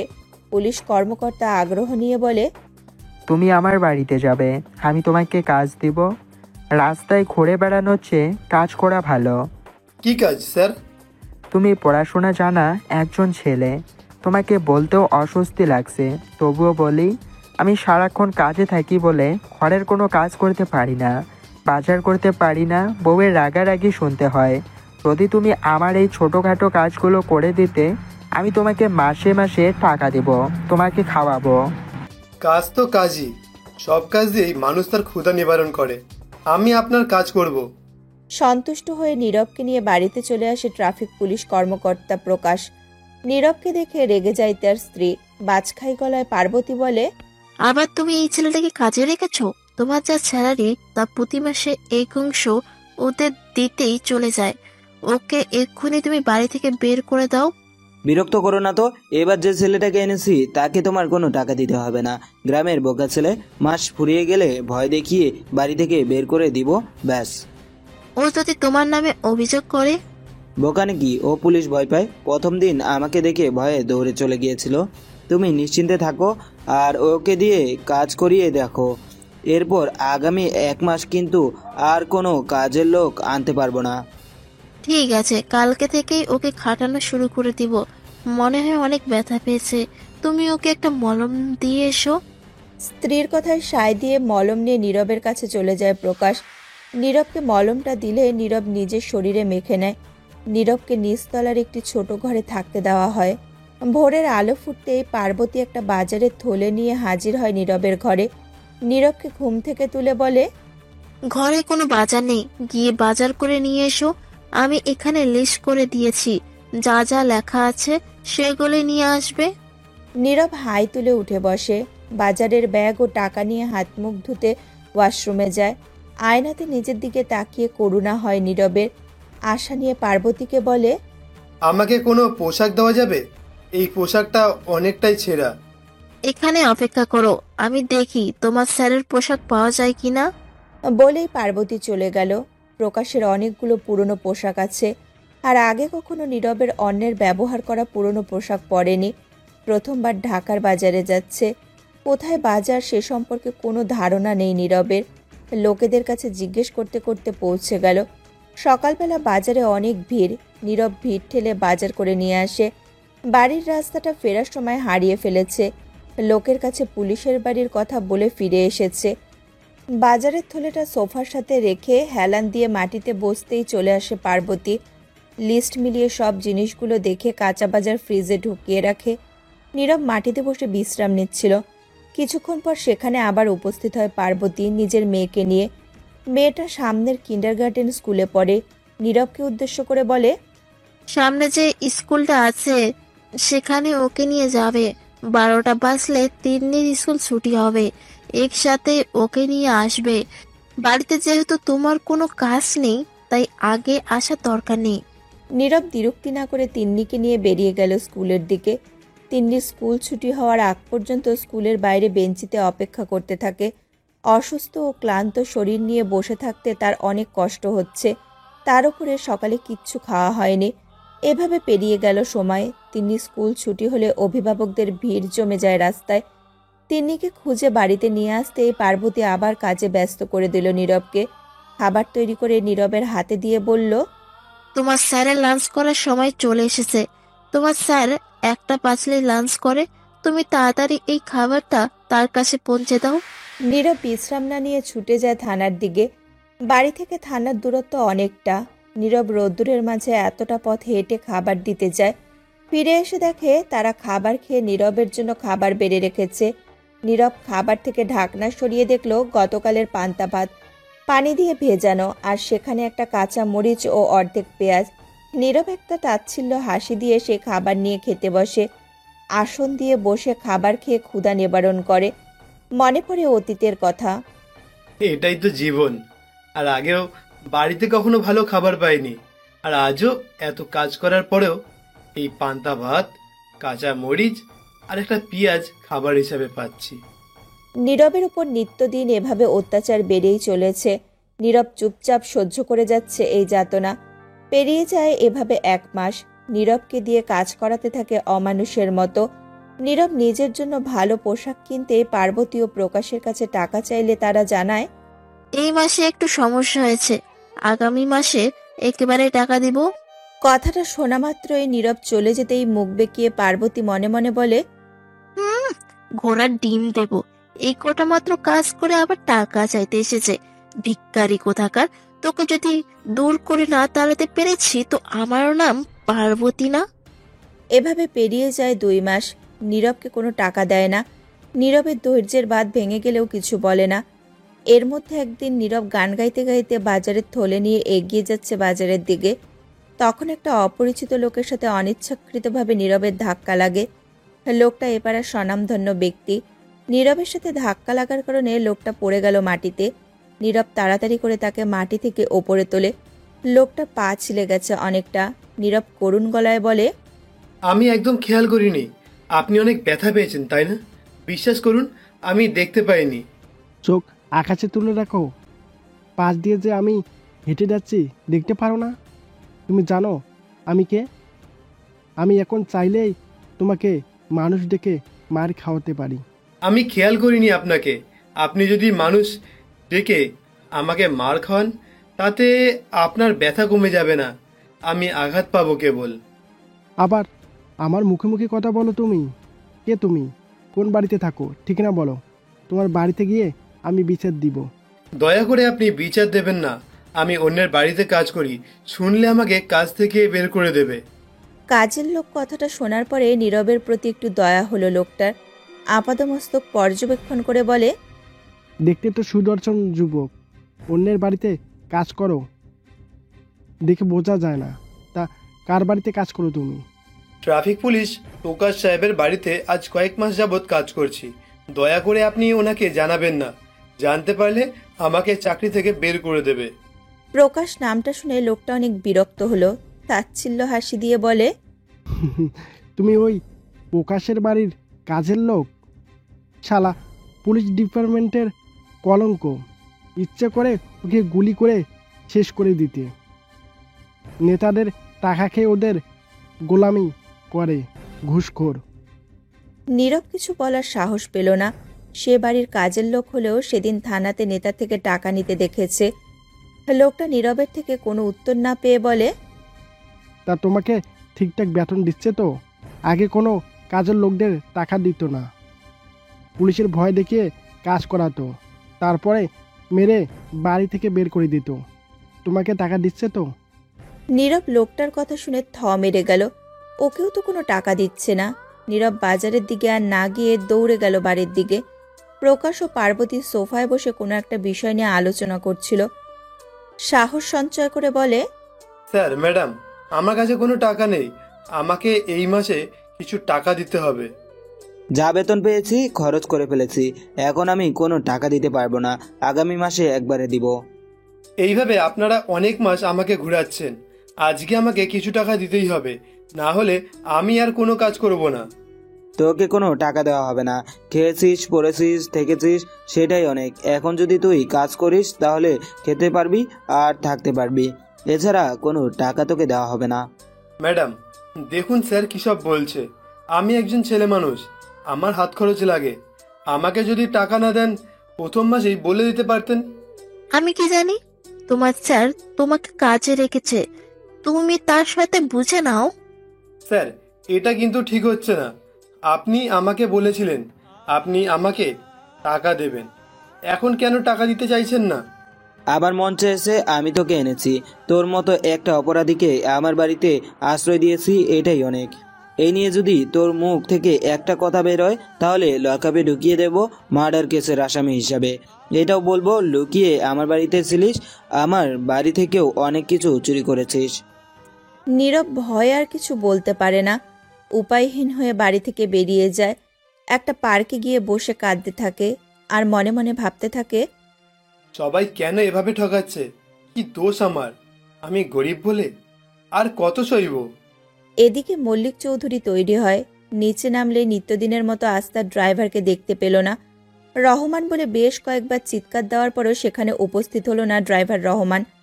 তখন তার স্ত্রী আতিফা বলে, রহমান ভাইকে তুমি আর পাবে না, তিনি গ্রামে চলে গেছেন। হঠাৎ করে তার স্ত্রী অসুস্থ হয়ে পড়েছে, ডেলিভারি করতে হবে। তাই তার স্ত্রী ফোন দিয়ে বলেছে তাকে জরুরি গ্রামে যেতে। তাই তোমাকে না জানিয়ে আমি তাকে গ্রামে যাওয়ার অনুমতি দিয়েছি। আতিফার গলায় বেশ কাতর অনুভব করেন মল্লিক চৌধুরী, তবে স্ত্রীর কাজে সে অনেক খুশি হয়। আতিফা দুহাত ধরে মিষ্টি গলায় বলেন, তোমার মতামতকে আমি গুরুত্ব দেই। তোমার মতামত আমার কাছে গুরুত্বপূর্ণ, তবে আগে জানালে একটু ভালো হতো। আজ আমার জরুরি একটা মিটিং আছে, ড্রাইভার না থাকলে এখন আমাকে গাড়ি চালিয়ে যেতে হবে। আমার নিজেরই মনে ছিল না, তুমি কিছু মনে করো না। মল্লিক চৌধুরী হেসে বাড়ি থেকে বেরিয়ে যান। মল্লিক চৌধুরী নতুন ড্রাইভার খুঁজছে। একজন ড্রাইভার হওয়ার কারণে ড্রাইভারের সুবিধা অনুযায়ী সে গ্রামে গেলে নিজেকেই গাড়ি চালাতে হয় মল্লিক চৌধুরীর। মল্লিক চৌধুরী গাড়ি চালিয়ে অফিসের দিকে রওনা হলেন, কিন্তু বেশি দূর যেতে পারলেন না। রাস্তায় হঠাৎ করে গাড়ি থেমে গেল। মল্লিক চৌধুরীর গাড়ি সম্পর্কে কোনো ধারণা নেই। সে বুঝে উঠতে পারলেন না এখন কি করবে। আশেপাশে কোনো গাড়ি নেই। তার অ্যাসিস্ট্যান্ট ছেলেটা বারবার ফোন দিয়ে মল্লিক চৌধুরীর খবর নিচ্ছে। সাহায্য চাওয়ার মতো কেউ নেই আশেপাশে। তখনই সেখানে কাকতালীয়ভাবে উপস্থিত হয় নীরব। মল্লিক চৌধুরী ছেলেটিকে দেখে হাতের ইশারায় কাছে ডেকে বলে, এই ছেলে, এদিকে শোনো, আশেপাশে ভালো কোনো গ্যারেজ বা গাড়ির সন্ধান আমাকে দিতে পারবে? আমি ঢাকাতে নতুন, আমি ঠিক বলতে পারবো না এখানে গাড়ির গ্যারেজ কোথায় পাওয়া যাবে। কি করি বলো তো, আমার একটা জরুরি মিটিং শুরু হওয়ার কথা ছিল একটাই, এখন বাজে 1:15। ক্লায়েন্ট আমার জন্য এসে বসে আছে। একদিকে ড্রাইভার নেই, অন্যদিকে গাড়িটা আজকেই খারাপ হতে হলো। মল্লিক চৌধুরী পায়চারি করতে থাকে রাস্তা জুড়ে, মাঝে মাঝে ফোনে কথা বলছে। নীরব মল্লিক চৌধুরীর হাহাকার দেখে আগ বাড়িয়ে গাড়ির ইঞ্জিন পরীক্ষা করে, কিন্তু কোনো সমস্যা খুঁজে পায় না। হঠাৎ কিছু একটা মনে করে নীরব গাড়ির নিচে শুয়ে পড়ে। দূর থেকে নীরবকে লক্ষ্য করে মল্লিক চৌধুরী এগিয়ে এসে বলে, কিছু বুঝলে ইয়াংম্যান? যেভাবে হোক আমাকে একটু অফিসে পৌঁছে দিতে পারলেই হলো। সময় পেরিয়ে যাচ্ছে, দেরি হয়ে গেলে আজকের ডিলটা ক্যান্সেল হয়ে যাবে। এই দিনটা আমার কোম্পানির জন্য অনেক গুরুত্বপূর্ণ ছিল। কি করব এখন? চিন্তা করবেন না, যা হয় ভালোর জন্যই হয়। আমি দেখছি যদি ঠিক করতে পারি। নীরব কথা বলে কাজ করতে থাকে। কিছুক্ষণ পর গাড়ির নিচ থেকে বের হয়ে মল্লিক চৌধুরীকে উদ্দেশ্য করে বলে, দেখুন তো গাড়ি স্টার্ট হয় কিনা। নীরবের কথা মেনে মল্লিক চৌধুরী গাড়ির ভেতরে ঢুকে স্টার্ট দিয়ে দেখলো গাড়ি স্টার্ট হচ্ছে। তিনি নীরবের কাছে অনেক খুশি হলেন। গাড়ি থেকে নেমে 1000 টাকা নীরবকে দিয়ে বলে, তোমার জন্য আমার গাড়িটা ঠিক হয়ে গেছে, তাই এটা রাখো। বিপদে কাউকে সাহায্য করা মানুষের কর্তব্য, এই জন্য আমাকে কোনো টাকা দিতে হবে না। আমাকে একটা ভালো চাকরির হদিশ দিতে পারবেন? চাকরি করবে তুমি? তাহলে আমার গাড়ির ড্রাইভার হিসাবে চাকরি করতে পারো। অবশ্যই এখন আমার জন্য একজন ড্রাইভার প্রয়োজন। আমার ড্রাইভার গ্রামে গেছে, আমি গাড়ি চালিয়ে অফিসে যেতে পারবো না। চিন্তা করবে না, ওই ড্রাইভার আসলেও আমি তোমাকে বের করে দেব না। আমার 2 জন ড্রাইভার লাগবে, আমার মেয়ের জন্য একজন আর আমার জন্য একজন। শহরের মানুষকে হুট করে আমরা বিশ্বাস করতে পারি না। বিশ্বাস করতে অনেক কষ্ট হয় স্যার। গত কয়েক মাস ধরে একটা বাড়িতে কাজের লোক হিসেবে কাজ করেছি। 5 মাস কাজ করার পরে এখন বলছে আমাকে খাইয়েছে আর থাকতেও দিয়েছে, এটাই নাকি অনেক। এই নাও 10,000 টাকা, এটা তোমার 1 মাসের অ্যাডভান্স। মল্লিক চৌধুরী টাকা এগিয়ে দিয়ে নীরবকে বলে। নীরবের মনের অবস্থা বুঝতে পেরে মল্লিক চৌধুরী তাকে টাকা দিয়েছে। নীরব টাকা নিয়ে মল্লিক চৌধুরীকে সালাম করে, তারপর দেখিয়ে দেওয়া ঠিকানা অনুযায়ী গাড়ি চালিয়ে পৌঁছে দেয় ঠিকানায়। গন্তব্যে পৌঁছে দিতে মল্লিক চৌধুরী হন্তদন্ত হয়ে ছুটে যায় মিটিং রুমে। মিটিং শেষ করে নীরবের কাছে এসে বলে, ইয়াংম্যান, ধন্যবাদ তোমাকে। আর একটু দেরি হলে ক্লায়েন্টরা চলেই যেত। আমি এসে দেখেছি তারা বের হয়ে যাচ্ছে। অনেক কষ্টে বুঝিয়ে শুনিয়ে তাদের রেখেছি। তোমাকে অসংখ্য ধন্যবাদ। আপনার সাথে আমার দেখাটা লেখা ছিল, এই জন্যই আমাদের দেখা হয়েছে। বিনিময়ে আপনি নিজের ডিল ফাইনাল করতে পারছেন, আর আমি পেয়েছি একটা চাকরি। বিকালবেলা মানালি বাগানে বসে একা একা বাস্কেটবল প্র্যাকটিস করছিল। মানালি ভালো বাস্কেটবল খেলতে পারে। মাথা দিয়ে বাস্কেটবল হিট করার সময় বলটা অসাবধানবশত রাস্তায় গিয়ে পড়ে। মানালি বাস্কেটবলের ওপর বিরক্ত হয়ে রাস্তার দিকে ছুটে যায়। অন্যদিকে নীরব গাড়ি পার্ক করে রাস্তা দিয়ে বাড়িতে প্রবেশ করছিল। মানালির হেড করা বাস্কেটবলটা এসে আঘাত করে নীরবের মুখে। আঘাতের জন্য প্রস্তুত ছিল না বলে নীরব পড়ে যায় মাটিতে। তখনই সেখানে এসে উপস্থিত হয় মল্লিক চৌধুরী ও মানালি। নীরবকে পড়ে থাকতে দেখে মাথা নিচু করে থাকে। মল্লিক চৌধুরী নীরবকে তুলে দেখতে পায় নীরবের নাক থেকে রক্ত পড়ছে। ব্যাকুল হয়ে নীরবকে প্রশ্ন করে বসে, ইস, আঘাতে একদম নাক থেকে রক্ত বের হচ্ছে। প্রথম দিন বাড়িতে এসেই তোমাকে এমন একটা বাজে পরিস্থিতিতে পড়তে হলো। আমার নিজের কাছে খারাপ লাগছে। কিভাবে ব্যথা পেলে? আমি বাড়ির ভিতরে যাচ্ছিলাম, কোথা থেকে বাস্কেট বলটা এসে আমার মাথায় লাগলো, তারপরে আমি পড়ে গেলাম। বাস্কেটবলটা দেখে মল্লিক চৌধুরীর সন্দেহ পাকাপোক্ত হয়ে যায়। পাশে তখন মানালি দাঁড়িয়ে নখ কাটছে দাঁত দিয়ে। মল্লিক চৌধুরী রাগান্বিত দৃষ্টিতে মানালির দিকে তাকিয়ে বলে, দেখতে পাচ্ছ তোমার জন্য একটা ছেলে রক্তাক্ত হলো। ওই দিকের বাগানে বাস্কেটবল খেলতে বলেছিলাম। তোমার জন্য 2 দিন পর পর কেউ মাথা ফাটিয়ে যাচ্ছে, কেউ নাক ফাটিয়ে যাচ্ছে। মনে হচ্ছে এখন তোমার জন্য বাড়িতে কেউ আসতে পারবে না। সরি বাবা, এই সময় কেউ বাড়িতে থাকে না, এজন্য আমি বাগানের প্র্যাকটিস করছিলাম। আমি বুঝতে পারিনি উনি চলে আসবে। এখন থেকে নীরব আমার গাড়ির ড্রাইভার, ও আমার বাড়িতেই থাকবে। এটাই তোমাকে দেয়া আমার শেষ ওয়ার্নিং। এরপর যদি তোমাকে এই বাগানে খেলতে দেখি তাহলে লেডিস হোস্টেলে পাঠিয়ে দেব। কথাটা বলে মল্লিক চৌধুরী নীরবকে ধরে বাড়ির ভেতরে নিয়ে গেল। ডাক্তারকে ফোন করে নীরবের জন্য ডেকে নিলেন। রাগে বলটা ছুঁড়ে ফেলে দিল বাগানের ভেতর। সামান্য নতুন ড্রাইভারের জন্য মল্লিক চৌধুরী মানালির সাথে এমন ব্যবহার করেছে তা মানালি মেনে নিতে পারে না। রাগে ফুঁসতে ফুঁসতে বলে, তোমাকে আমি দেখে নেব ড্রাইভার। আমাদের বাড়ি থেকে তোমাকে যদি না তাড়িয়েছি তাহলে আমার নামও মানালি নয়। মানালির পরীক্ষা চলছে, সে এখন রাত জেগে পড়ছে। আতিফা মেয়ের পরীক্ষার সময় অস্থির হয়ে থাকে, যত্ন বেড়ে যায়। কিন্তু এবার তার হাঁটু ব্যথা শুরু হয়েছে। মানালির জন্য কফি তৈরি করে নিয়ে যাবে, তখনই হাঁটু ব্যথাটা বেড়ে গেল। নীরবের তখন কাজ শেষ, তাই খেয়ে ঘুমাতে যাবে। নীরব ড্রয়িং রুমে এসে দেখে আতিফা হাঁটুতে হাত রেখে বসে আছে। নীরব এগিয়ে গিয়ে কৌতূহল নিয়ে বলে, ম্যাম, আপনি এভাবে বসে আছেন কেন? কোনো সমস্যা হয়েছে? হাঁটুর ব্যথাটা অনেক বেড়েছে। কষ্ট করে তুমি একটু মানালির ঘরে কফিটা দিয়ে আসবে। পড়ার মাঝখানে কফি খেয়ে বিরতি নেয় ও। আপনি আমাকে কফির মগটা দিন, আমি দিয়ে আসছি। ঠিক আছে বাবা, তুমি একটু দিয়ে আসো, আমি তোমার খাবারটা বাড়ছি। নীরব মুচকি হেসে আতিফার হাত থেকে কফির মগটা নিয়ে চলে গেল মানালির ঘরের দিকে। নীরব গিয়ে দেখলো মানালি গভীর মন দিয়ে প্র্যাকটিক্যাল অঙ্কন করছে। বোঝা যাচ্ছে আগামীকাল পরীক্ষা। নীরব গিয়ে টেবিলের ওপরে কফির মগটা রেখে বলে, ম্যাডাম, আপনার জন্য কফি পাঠিয়েছে, এটা খেয়ে তারপরে আবার পড়াশোনা করুন। বিরক্ত করো না আমাকে, এমনিতে প্র্যাকটিক্যাল করতে পারছি না, তার উপরে তোমার কথা আমার কাছে বিষের মতন লাগছে। এটা নিয়ে এখান থেকে এক্ষুনি বিদায় হও। ম্যামের পায়ের ব্যথা বেড়েছে, এই জন্য আমি কফি নিয়ে এসেছি। আপনি যদি না খান তাহলে ম্যাম ভাববে আমি নিয়ে এসেছি বলে আপনি খাননি, তারপরে আবার কষ্ট করে ওপরে উঠে আসবে। মায়ের কষ্টের কথা ভেবে দ্বিরুক্তি করে না মানালি। প্র্যাকটিক্যাল রেখে কফির মগ নিয়ে বারান্দায় চলে যায়। কয়েক চুমুক পান করার পর ওর একটু ভালো লাগে। নীরব ঘর থেকে বেরিয়ে যাবে, কিন্তু প্র্যাকটিক্যালের কথা ভেবে গেল না। প্র্যাকটিক্যাল সম্পর্কে ধারণা অনেক, তাই পেন্সিল নিয়ে মানালির অগোচরে প্র্যাকটিক্যাল করতে থাকে। কিছুক্ষণ পর মানালি কফি শেষ করে সেখানে এসে দেখে নীরব ওর প্র্যাকটিক্যাল খাতার উপরে আঁকছে। এমনিতেই প্র্যাকটিক্যাল আঁকতে পারছে না মানালি, তার উপরে নীরবের এমন কাজে মানালি রেগে অগ্নিমূর্তি ধারণ করে।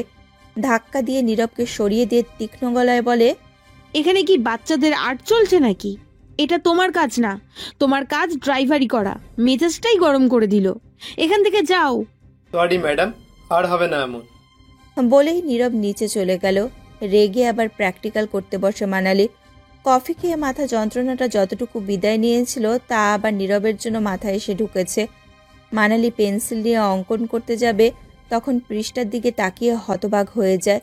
যে ডিজাইনটা সে এতক্ষণ ধরে রাখতে পারছিল না সেটা অনায়াসে এঁকে ফেলেছে। কিভাবে সম্ভব এটা? কিছুক্ষণ সময় নিয়ে নীরবের কথা ভেবে তারপর উঁচু গলায় নীরবকে ডাকে। নীরব সেখানে উপস্থিত হতেই মানালি বলে, তুমি এই প্র্যাকটিক্যাল আঁকা কোথা থেকে শিখেছো? কলেজের ছাত্রী হয়ে এই প্র্যাকটিক্যাল আমি আঁকতে পারছি না, অথচ তুমি অনায়াসে প্র্যাকটিক্যাল এঁকে ফেললে কিভাবে? কি বলছেন ম্যাডাম? আমি কেন আঁকবো? এই প্র্যাকটিক্যাল আপনি তো এঁকেছেন। আমি তো একটু অঙ্কন করে দাগ কেটে দিয়েছি, আর তখনই আপনি এসে আমাকে রাগারাগি করছেন। তুমি বলছো প্র্যাকটিক্যালটা আমি এঁকেছি? তা নয় তো কি, আমি সামান্য একটা ড্রাইভার, কলেজের প্র্যাকটিক্যাল কিভাবে আঁকবো? নিজের নাম লিখতে গেলেই কলম ভেঙে ফেলি। এটা আপনি এঁকেছেন ম্যাডাম। নীরবের কথা দীর্ঘক্ষণ ভেবে মানালি সায় দেয়। সামান্য একটা ড্রাইভার কিভাবে ওই প্র্যাকটিক্যাল করবে? নিশ্চয়ই তখন আমি নিজেই এঁকে উঠেছিলাম। প্র্যাকটিক্যালের বাকিটা লেখা লিখতে লিখতে মানালি বলে, এখনো দাঁড়িয়ে আছো কেন? নিজের কাজে যাও। নীরব ঘর থেকে বের হয়ে হাঁপ ছেড়ে বাঁচে। আরেকটু হলেই মানালির কাছে ধরা পড়ে যেত। গতকাল বৃষ্টি হয়ে গাড়িতে দাগ পড়েছে। নীরব পাইপের মাধ্যমে গাড়ি ধুচ্ছে। মানালি গান গাইতে গাইতে স্কুল থেকে ফিরছে। বাড়ির ভেতরে ঢুকতেই দেখল নীরব গাড়ি ধুচ্ছে। সেই দিনের করা অপমানের একটা মোক্ষম সুযোগ খুঁজে পায় মানালি। আজ একটা ভালো সুযোগ পাওয়া গেছে। সেদিন আমায় ওর জন্য বাবার কাছে অনেক কথা শুনতে হয়েছে। আজ ওর অপমানের উচিত শিক্ষা দেব। মনে মনে প্ল্যানিং করে নিয়ে মানালি খুব সাবধানে পা ফেলে এগিয়ে যায় নীরবের পেছনে। পেছন থেকে নীরবের হাত থেকে পাইপটা নিয়ে নীরবের কিছু বুঝে ওঠার আগে ওর উপরে রাখলো পানির পাইপ। সমস্ত পানি নীরবের শরীরে পড়তে থাকে। নীরব হাত দিয়ে পানি আটকানোর চেষ্টা করে, তবুও অবাধ্য পানি এসে ওকে ভিজিয়ে দিল। নীরব চেঁচাতে চেঁচাতে বলে, থামুন ছোট ম্যাডাম, আমি ভিজে যাচ্ছি, দয়া করে থামুন। এই পাইপটা এমনি বন্ধ করা যায় না। এই পাইপটা বন্ধ করতে হলে সুইচ বোর্ডের কাছে যেতে হবে। কিন্তু কিভাবে বন্ধ করব আমি? ম্যাডাম, আপনাকে পাইপ বন্ধ করতে হবে না, আপনি পাইপটা অন্যদিকে সরান, আমি ভিজে যাচ্ছি। মানালি পাইপ না সরিয়ে আনন্দের সাথে নীরবের শরীরে দিতে থাকে। নীরব বিরক্ত হয়ে অন্যদিকে গেলে সেই দিকে মানালি পাইপ রাখে। দীর্ঘক্ষণ পানিতে ভেজার ফলে নীরবের শরীরের চামড়া কুঁচকে যায়। ওর চোখ দুটো লাল হয়ে যায়। নীরবের প্রচণ্ড শীত করে। সে বাধ্য হয়ে এগিয়ে যায় মানালির দিকে। মানালির হাত থেকে পাইপটা নিয়ে অন্যদিকে ধরে। মানালি ভয়ে পালিয়ে যাওয়ার চেষ্টা করলে নীরব ওর হাত দুটি ধরে ফেলে। পানিতে মানালি পা পিছলে পড়ে যেতে নিলেই নীরব ওকে ধরে ফেলে। দুজনে কাছাকাছি আসে। তারপর নীরব মানালিকে ছেড়ে দূরে সরে বলে, কি বলছিলাম শুনতে পাননি? পাইপটা অন্যদিকে ঘোরাতে বলছিলাম। আপনার জন্য কত পানি নষ্ট হলো, ধারণা আছে? কত মানুষ পানির জন্য হাহাকার করছে। আমি সত্যিই বুঝতে পারিনি। আমি আপনাকে একবারও বলেছি পাইপটা ধরতে? যেটা সামলাতে পারবেন না সেটা ধরেন কেন? ধরেছি, বেশ করেছি। আমার বাবার জিনিস আমি ধরবো না তো কে ধরবে? এতক্ষণে আপনি নিজের রূপে এসেছেন, তার মানে আপনার ধারণাই নেই আপনি ইচ্ছা করে আমার গায়ে পানি দিচ্ছিলেন। দাঁড়ান, আমি স্যারকে বলে আপনার একটা ব্যবস্থা করছি। স্যারকে বলে তুমি কি ব্যবস্থা করবে? আমি তোমার স্যারকে ভয় পাই না, বুঝেছো? ডাকো তোমার স্যারকে, দেখি কি করে আমার। মল্লিক স্যার, আপনার মেয়ে আমাকে ভয় পায় না। এদিকে এসে দেখুন আমার অবস্থা কি করেছে স্যার। এতক্ষণ মানালি ভয় না পেলেও এবার বাবাকে ডাকার কারণে অনেক ভয় পায়। নীরবকে একটা ধাক্কা দিয়ে দৌড়ে বাড়ির ভেতরে চলে গেল। নীরব গাড়ি ধুতে ধুতে মুচকি একটা হাসি দেয়। আমার খাতা শেষ হয়ে গেছে, তুমি সামনের লাইব্রেরি থেকে আমার জন্য একটা খাতা এনে দেবে? ড্রয়িং রুমে বসে টিভি দেখতে ব্যস্ত ছিল নীরব।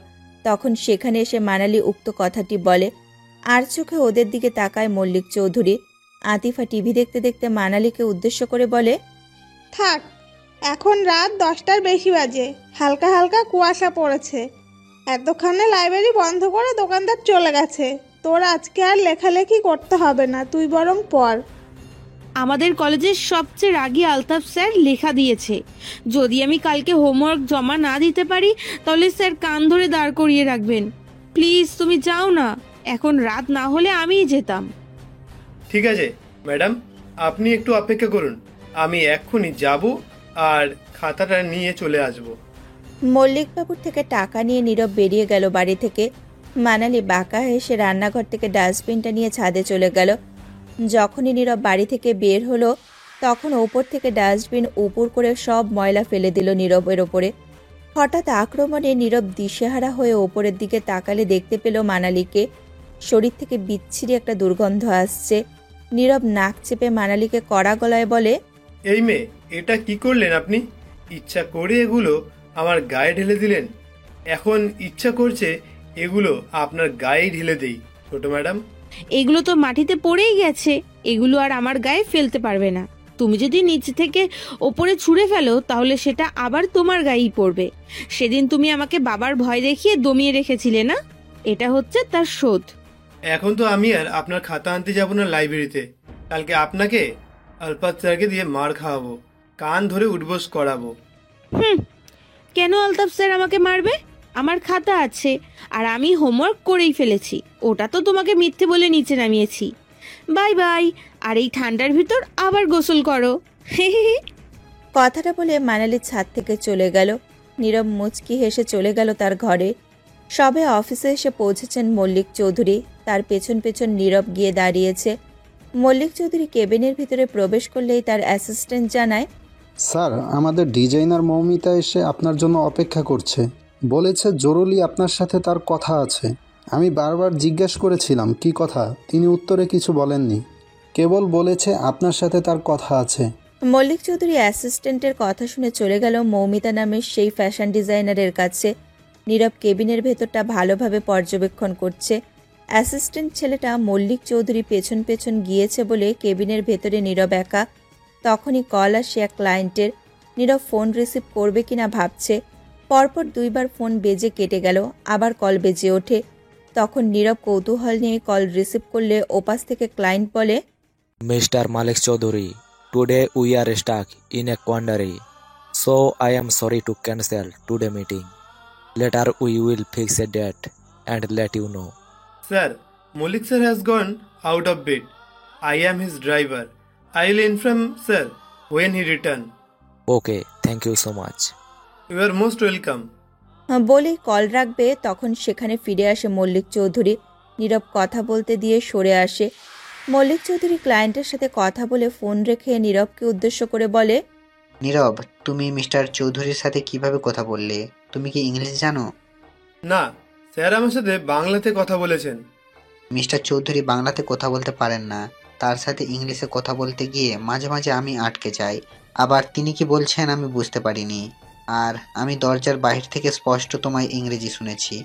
মানালি ম্যাডাম যখন ইংরেজি পারে আমি তখন একটু একটু শিখেছি। আমি অত্যন্ত মানালির নামে আমার কাছে প্রশংসা করো না।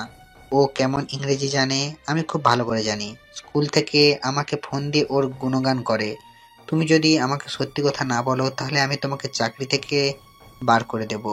আমি তোমার স্টাফদের সম্পর্কে ধারণা রাখতে চাই। নীরব বাধ্য হয়ে মল্লিক চৌধুরীর কথায় বলতে শুরু করে তার জীবন বৃত্তান্ত। নীরব ফ্যাশন ডিজাইনার সম্পর্কে 4 বছরের কোর্স করেছে, তবে পরীক্ষা দিতে পারেনি। সবটা শুনে তিনি আশ্চর্য হয়ে যায়, জানায় তার মতামত। তোমার এই শিক্ষককে আমি আমার কোম্পানিতে মর্যাদা দিতে চাই।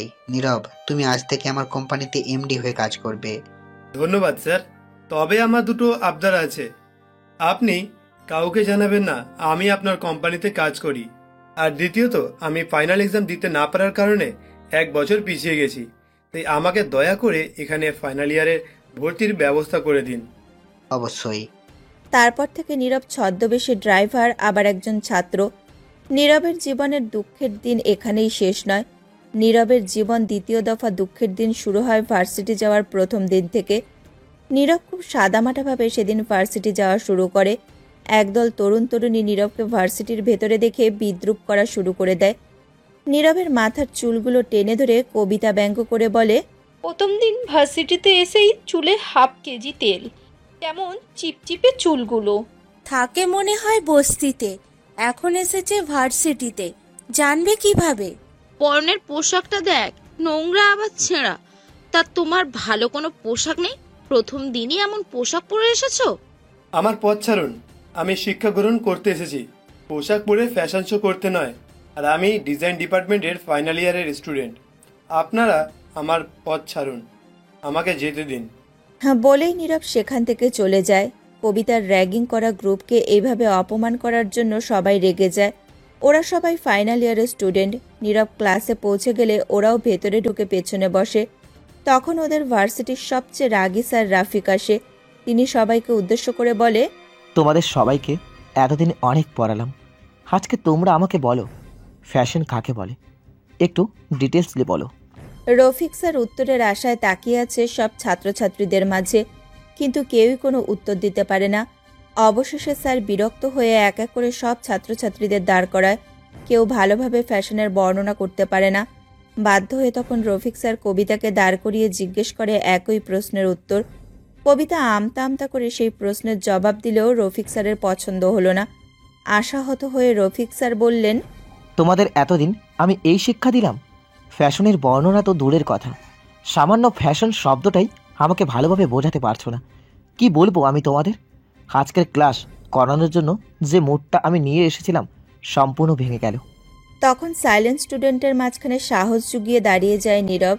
সে তার ভাষায় ফ্যাশনকে বর্ণনা করতে থাকে রফিক স্যারের সামনে।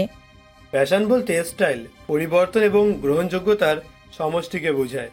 সাধারণত মানুষের রুচিবোধ সমন্বিত ডিজাইন যখন সবার মধ্যে প্রচলন শুরু হয় তখন তাকে ফ্যাশন বলে। আবার কোনো কিছু চক্রাকারে ঘূর্ণনকেও চক্র বা সার্কেল বলে। ফ্যাশন হলো একটা চক্র, এটি চক্রাকারে ঘুরতে থাকে। সাধারণত কোনো একটা পোশাকের ডিজাইনের মৃত্যু ঘটলে পুনরায় যদি ওই ডিজাইনের প্রচলন শুরু হয় তখন তাকে ফ্যাশন চক্র বলে। রফিক স্যারের মুখ দেখে বোঝা গেল নীরবের প্রশ্নের উত্তর তার পছন্দ হয়েছে। এরপর থেকেই রফিক স্যার নীরবকে একটু বেশি ভালোবাসতে শুরু করে। আর তখন থেকেই কলেজের ছেলে মেয়েগুলো নীরবকে বিরক্ত করতে শুরু করে। এরপরে দৃশ্য এসে যায় বর্তমান। নীরবের জীবন বৃত্তান্ত শুনে চোখে পানি এসেছে মল্লিক চৌধুরী ও মানালির। তৃষ্ণার্ত দৃষ্টিতে তাকিয়ে থেকে নীরব নিজেকে সামলে নিজের জিনিসপত্র গুছিয়ে বের হয়ে যাওয়ার আগে বলে, স্যার, সবাই যখন জেনে গেছে আমার সত্যটা, তাহলে আপনি বড় ম্যামকেও জানিয়ে দেবেন। আমি আসছি। তারপরে নীরব এগিয়ে গেল সামনের দিকে। নীরব গাড়ি চালিয়ে বাড়ির দিকে যাচ্ছে। তখন একটা সিগন্যালে গাড়ি থামিয়ে পানি পান করে। তখন একজন মহিলা ওর গাড়ির কাছে টোকা দিল। নীরব পকেট থেকে টাকা নিয়ে কাজ খুলে যখন মহিলাকে দিতে যাবে তখন থমকে গেল। মহিলাকে তার অনেক পরিচিত লাগছে। তার কোলের বাচ্চার দিকে তাকিয়ে নীরবের চোখে পানি ঝরে। নীরব ভাষা হারিয়ে ফেলে। মহিলাটা তখন আবার নীরবকে বলে, ভাই 2 দিন ধরে কিছু খাইনি, আমাদের সাহায্য করো, ওর বাবাও বেঁচে নেই। নীরব তাড়াতাড়ি করে গাড়ির দরজা খুলে বাইরে বের হয়ে যায়। মহিলার কোল থেকে মেয়েটিকে কোলে নিয়ে আদরে আদরে ভরিয়ে দেয়। মহিলাটি নীরবের দিকে তাকিয়ে আছে। কিছু বুঝে উঠতে না পেরে কৌতূহল নিয়ে বলে, কি হয়েছে ভাই? আমার মেয়েকে আদর করছো কেন? আজ পর্যন্ত কেউ ভালোবেসে এভাবে আমার মেয়েকে কোলে নেয়নি। বলেই সিধি কাঁদে।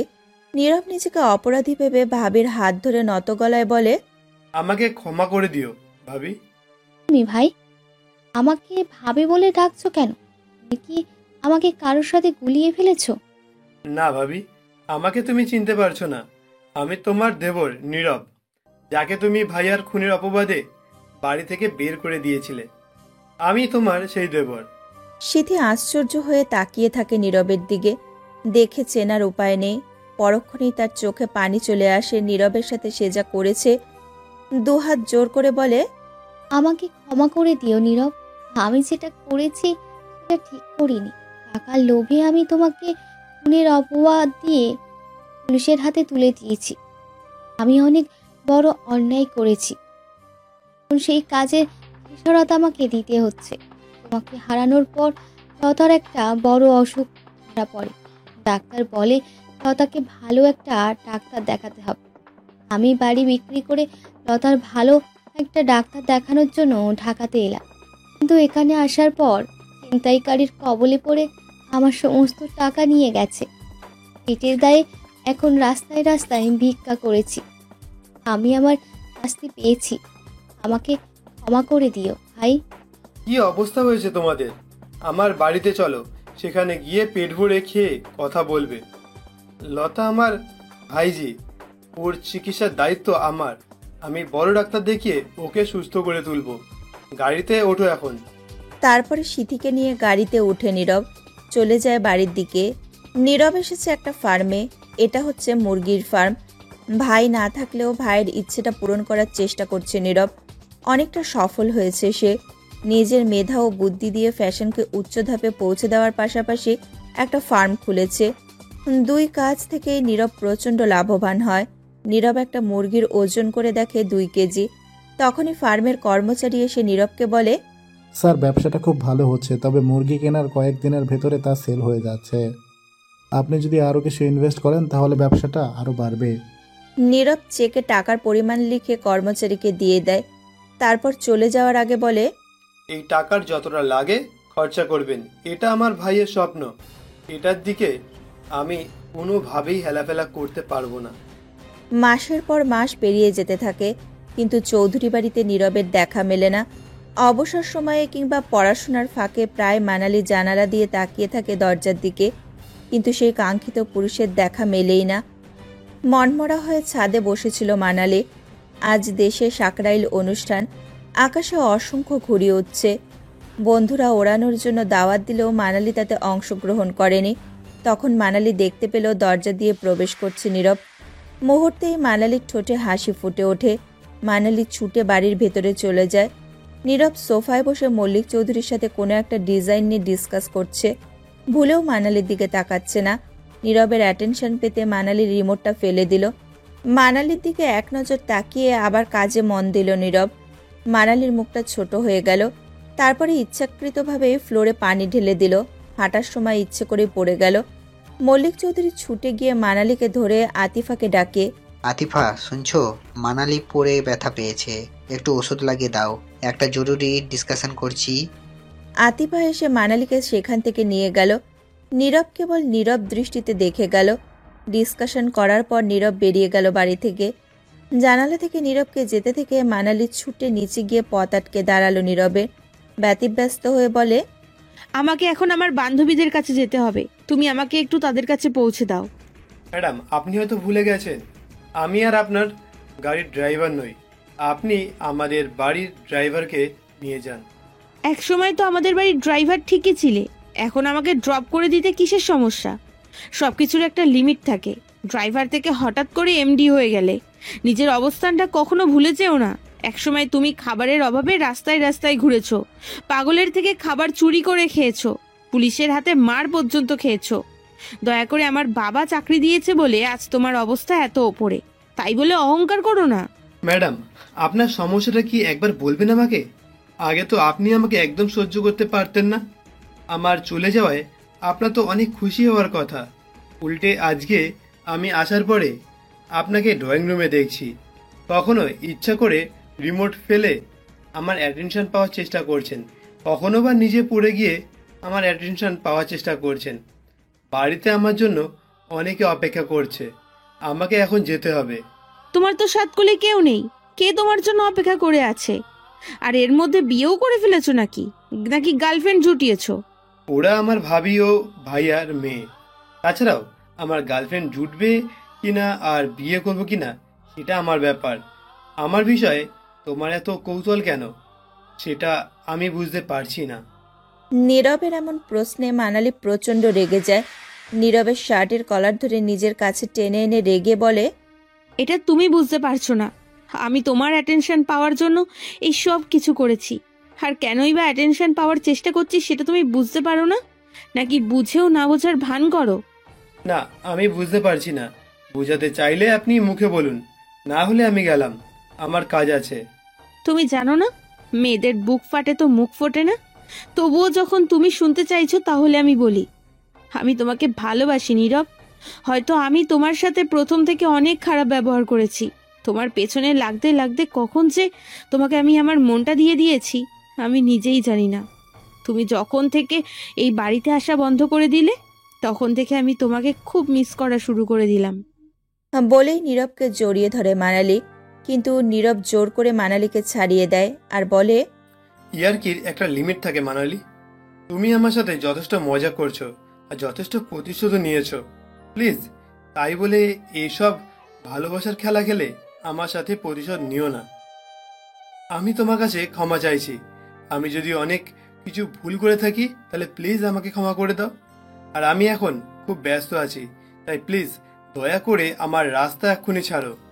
হ্যাঁ, আমি তো সবসময় মজাই করি, আমি তো সবসময় ভালোবাসার খেলা খেলি। ইডিয়েট, আমার তো মন বলে কিচ্ছু নেই, তাই না? যা কিছু আছে সমস্ত কিছু তোমার আছে, আমি তো মন থেকে কাউকে ভালোবাসতেই পারি না। কথাটা বলেই নীরবকে চলে যেতে দেখে মানালি কেঁদে ফেলে আর দৌড়ে গিয়ে নীরবের হাত ধরে হ্যাচকা টান দিয়ে নীরবকে জড়িয়ে ধরে। সাথে সাথেই নীরবের শরীরে যেন প্রথম ভালোবাসার একটা আলাদা শিহরণ জেগে উঠল। এমন পরিস্থিতিতে মানালিকে আটকানোর সাহস করতে পারল না নীরব, কারণ মনে মনে যে নীরবও মানালিকে ভালোবেসে ফেলেছে, শুধু মুখ ফুটে বলার অপেক্ষায় ছিল। এরপরে নীরব নিজের 2 হাত দিয়ে মানালিকে নিজের বুকেতে জড়িয়ে নেয়, মানালির পিঠে হাত রাখে। এই মেয়েটার দুষ্টুমিগুলো কবে ওর অভ্যাসে পরিণত হয়ে গেছে সেটাই এখান থেকে যাওয়ার পরে বুঝতে পেরেছে। ভালোবাসা এমনই একটা অনুভূতি যা হয়তো সবসময় কাছ থেকে বোঝা সম্ভব হয় না, কিন্তু দূরে গেলে একে অপরের প্রতি ভালোবাসা, একে অপরকে মিস করা, একে অপরকে চোখে হারানো একটা আলাদা অনুভূতি হয়। নীরব আর মানালিকেও আপনারা আশীর্বাদ করবেন যেন ওরা নিজেদের ভালোবাসার জীবনে খুব সুখী হয়।